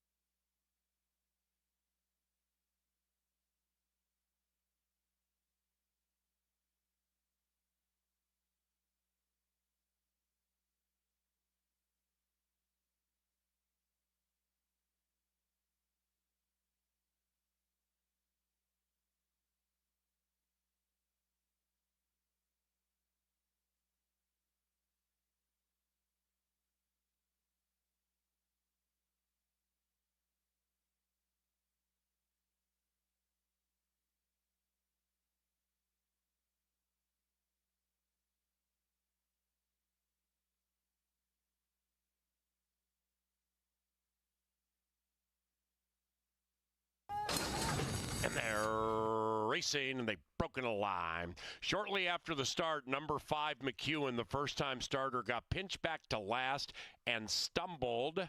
And the rider, Roman, did everything he could just to stay on, but that one is last. Meanwhile, Palace Attained at 1,000,000 to 1 pokes the head in front. Outside of that is my Cairo Kid. Army Kid splits them, and we have 3 across the track with a half mile to travel. 86 Chevy, the Tampa Steam in the clear, tracking, and that one is racing to the outside of Flash Humor, who's pinned down to the inside. Tap It Boy between them. McEwen is recovering to be about 5 lengths from the lead, being ridden a bit to do so, but is on the move.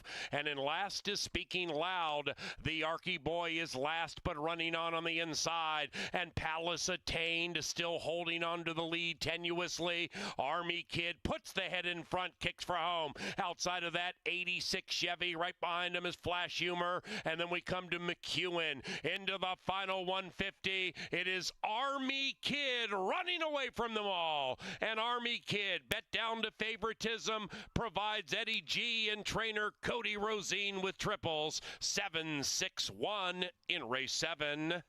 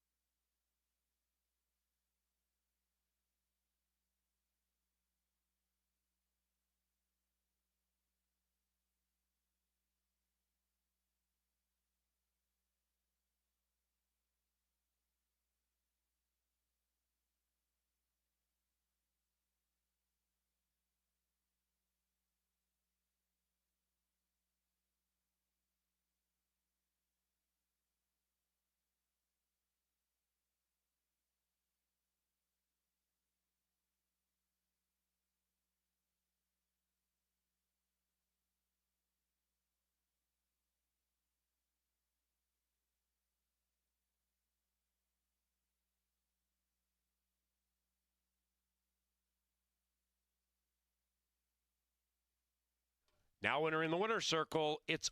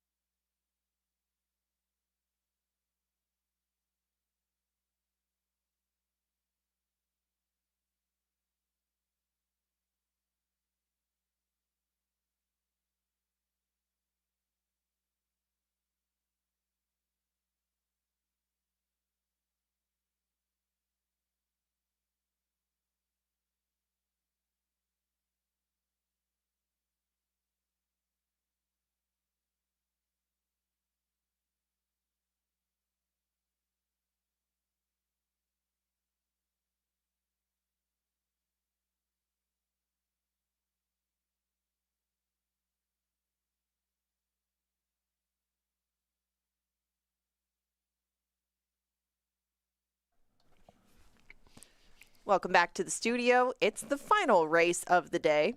The horses, that is. Thank you, everybody, for coming out and joining us for the dogs and the thoroughbreds. There's 101 tickets left in the final 5 that are alive after, some havable horses, some horses who got bet down.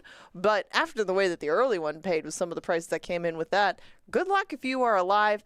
And as you can see, up on the screen right now, some very nice ones coming with the final 5. The favorite right now at even money is Yo Dog, by far the lowest one.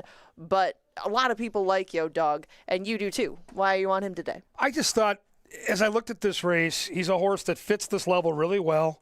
He's a horse that comes from a really good trainer.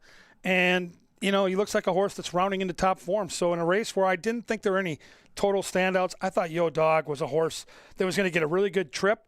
We know he likes this racetrack, But I thought there were some other prices that maybe we could mix in with Yo Dog. I don't like the price he's at right now. I would not recommend personally a win bet at these odds, but I do think there's still a lot of ways to make money. You can key him on top of the trifecta and use a bunch of horses in second and third, do an exacta where you can wheel him over a couple long shots. So we'll talk about some of the other horses we like, and let's just try to get creative. And you don't like Yo Dog on top.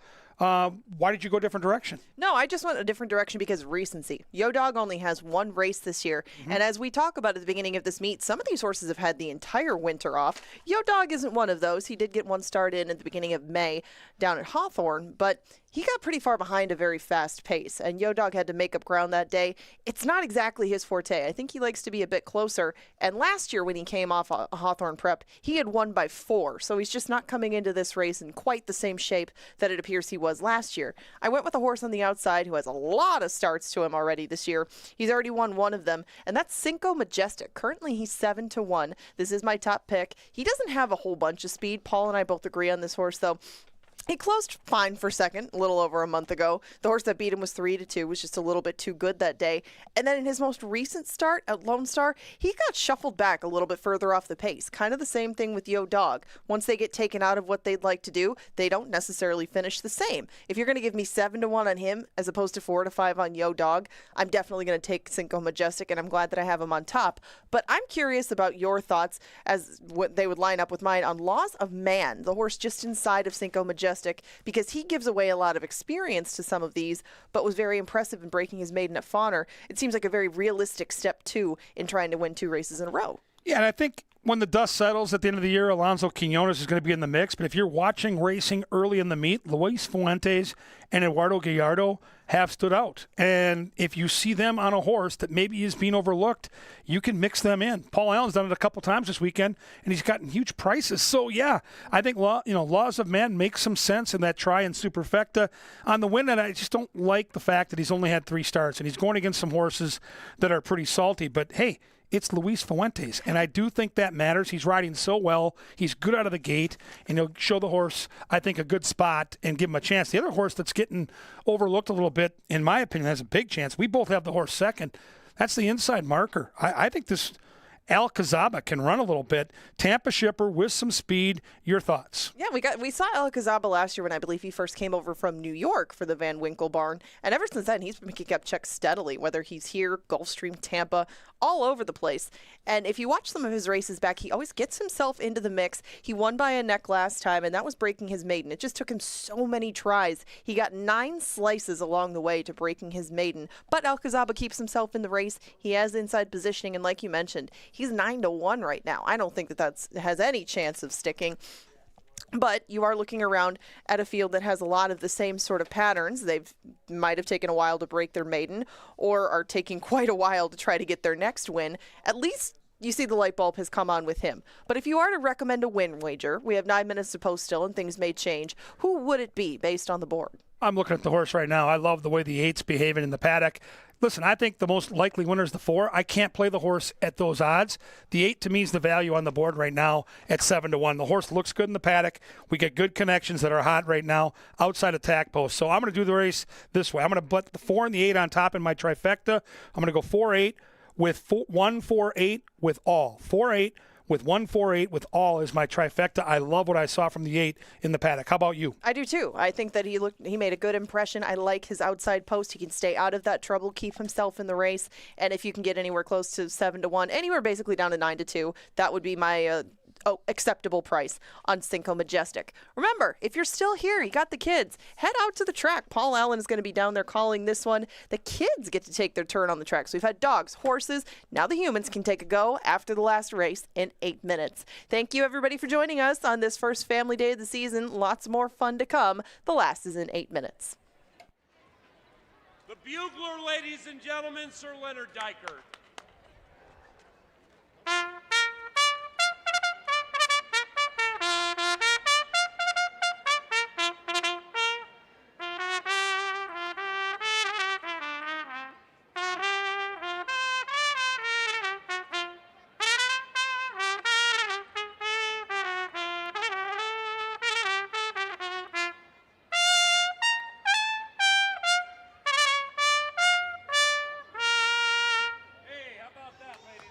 gentlemen. Thank you, brother. Thanks so much, Paul. See ya. Have a good day. Sir Leonard Dykert onto the track now for race number 8, just about 6 minutes from now. Don't get shut out.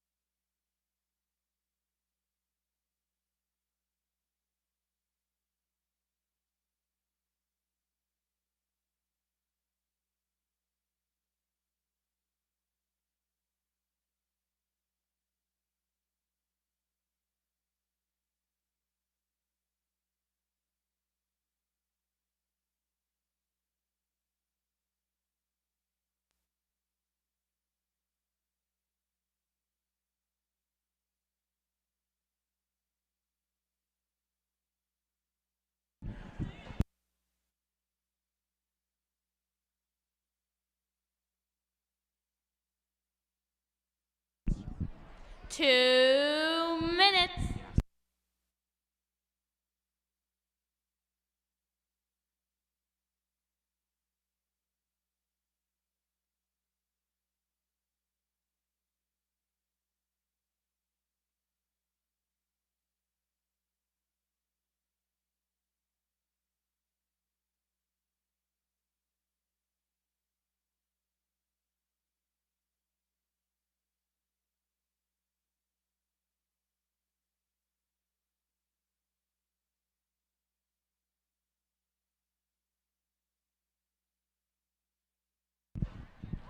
Don't get shut out.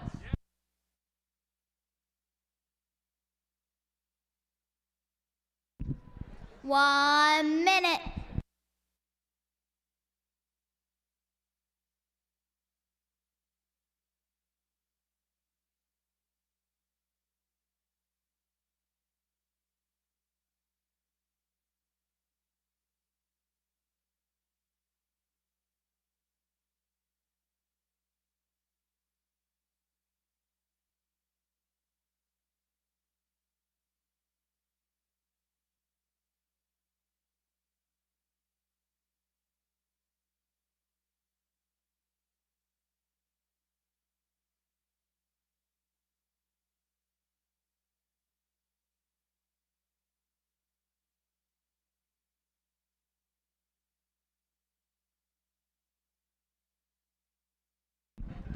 Almost there. Bet more, win more. Yes.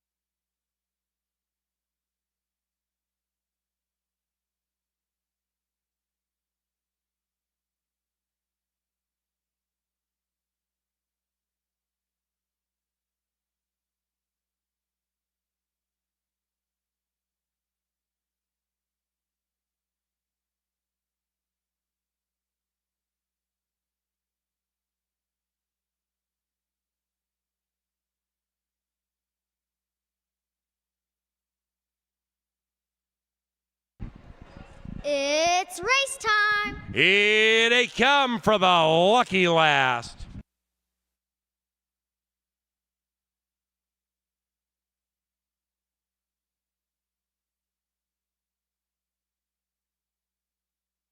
Moving in line for the 8th and final this Sunday. Kids run on the track about 10 minutes after this race. And live racing resumes next Saturday, 5 p.m. CanterburyPark.com for information on racing, concerts, and much more. Yo, Dog, 4 to 5 favorite.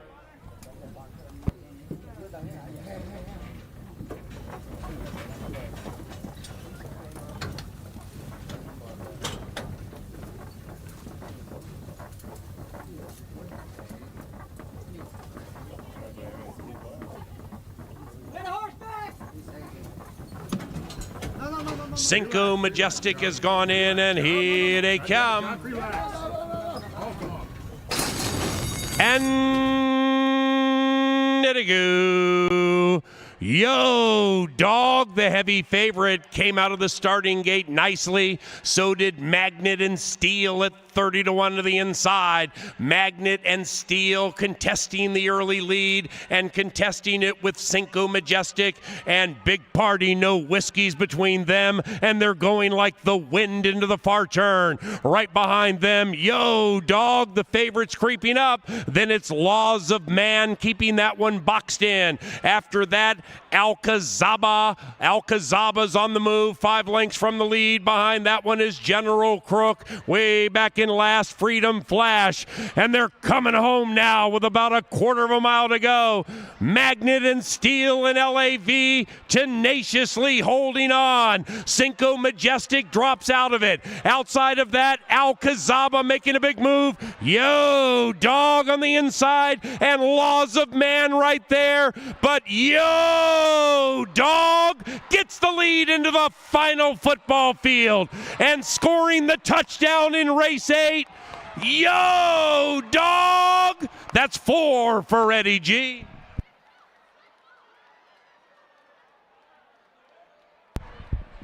Everybody grab your stuff and we...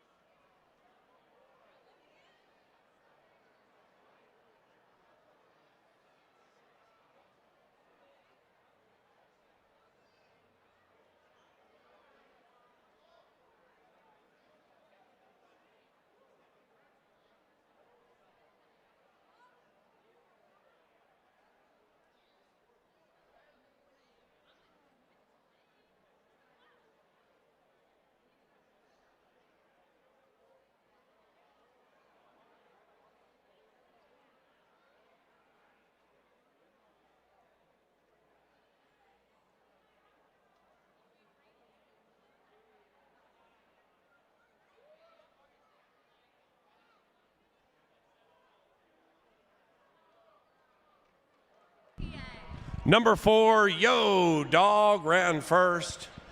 Laws of Man second. Alcazaba ran third. And Big Party No Whiskey ran fourth.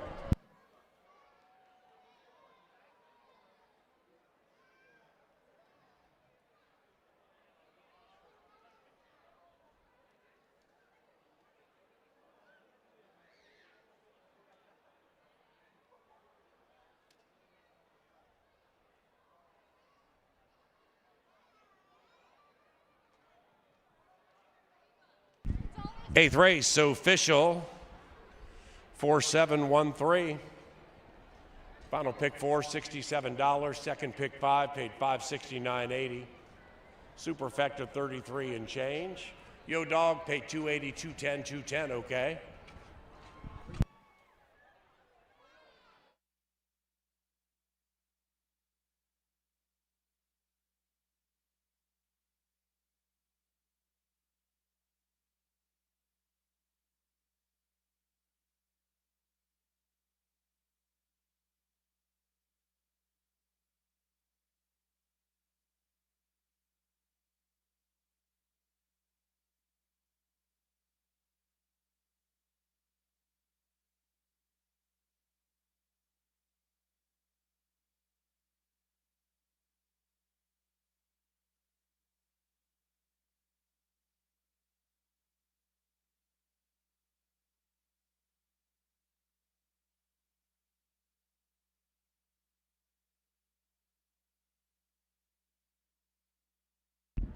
Now entering the winner's enclosure, Yo Dog, 4 victories today for Eduardo Gallardo.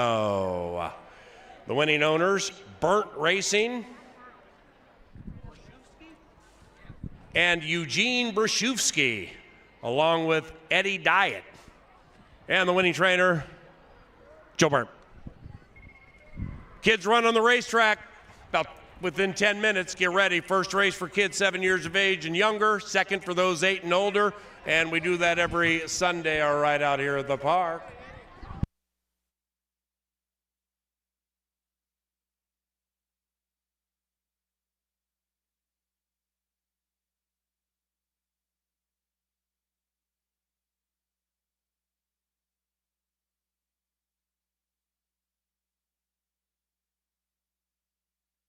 The winner, Yo Dog, claimed by Jose Silva Jr., the owner, Johnny Taboada.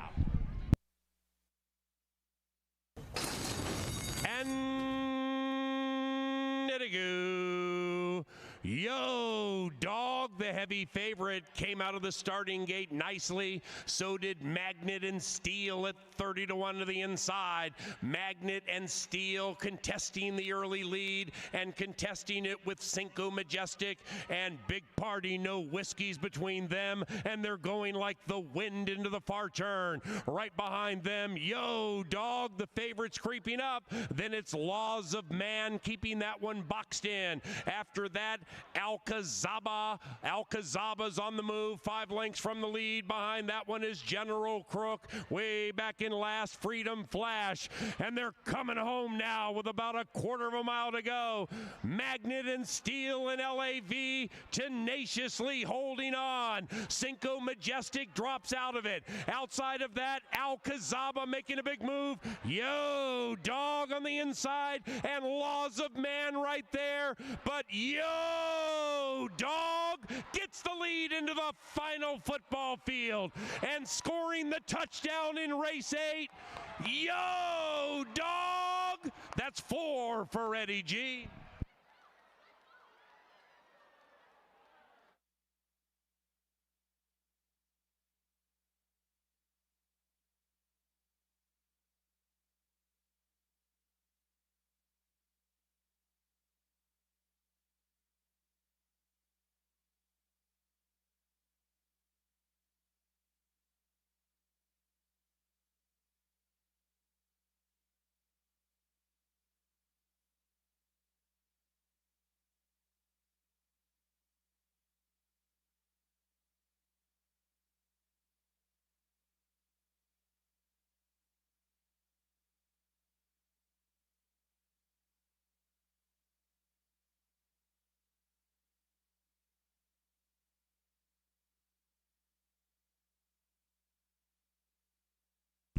All righty, boys and girls, moms and dads, it's time for race number 1 with the children. We are looking for kids 7 years of age and younger. Gates open. Come on in. Parents, by the way, come on to the racetrack if you want. You want to take pictures, videotape, tweet, X, Insta, Snap, TikTok. Whatever you wacky kids want to do, come on out here. Kids 7 years of age and younger, go all the way to the inside. We're going to have a very large group here. 7 years of age and younger.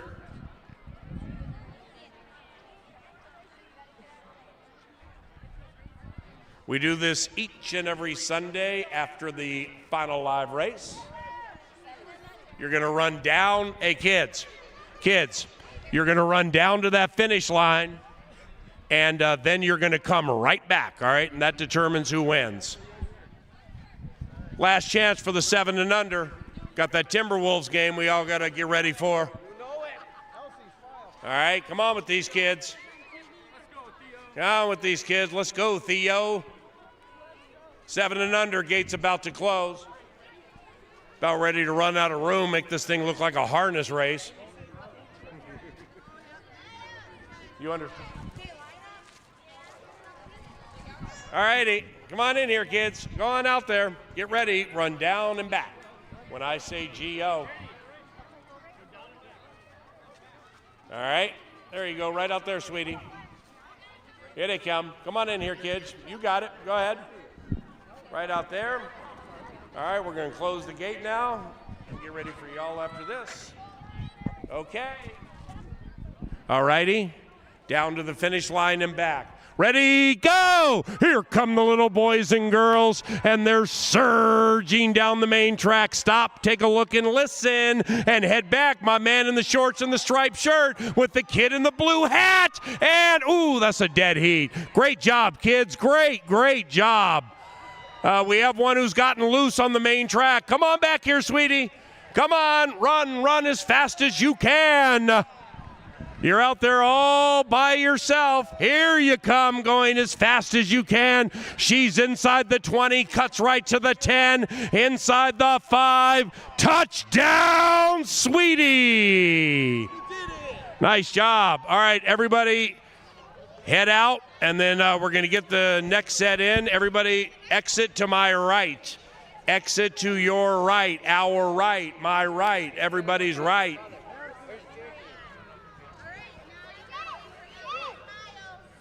Everybody this way so we can get the next group out here.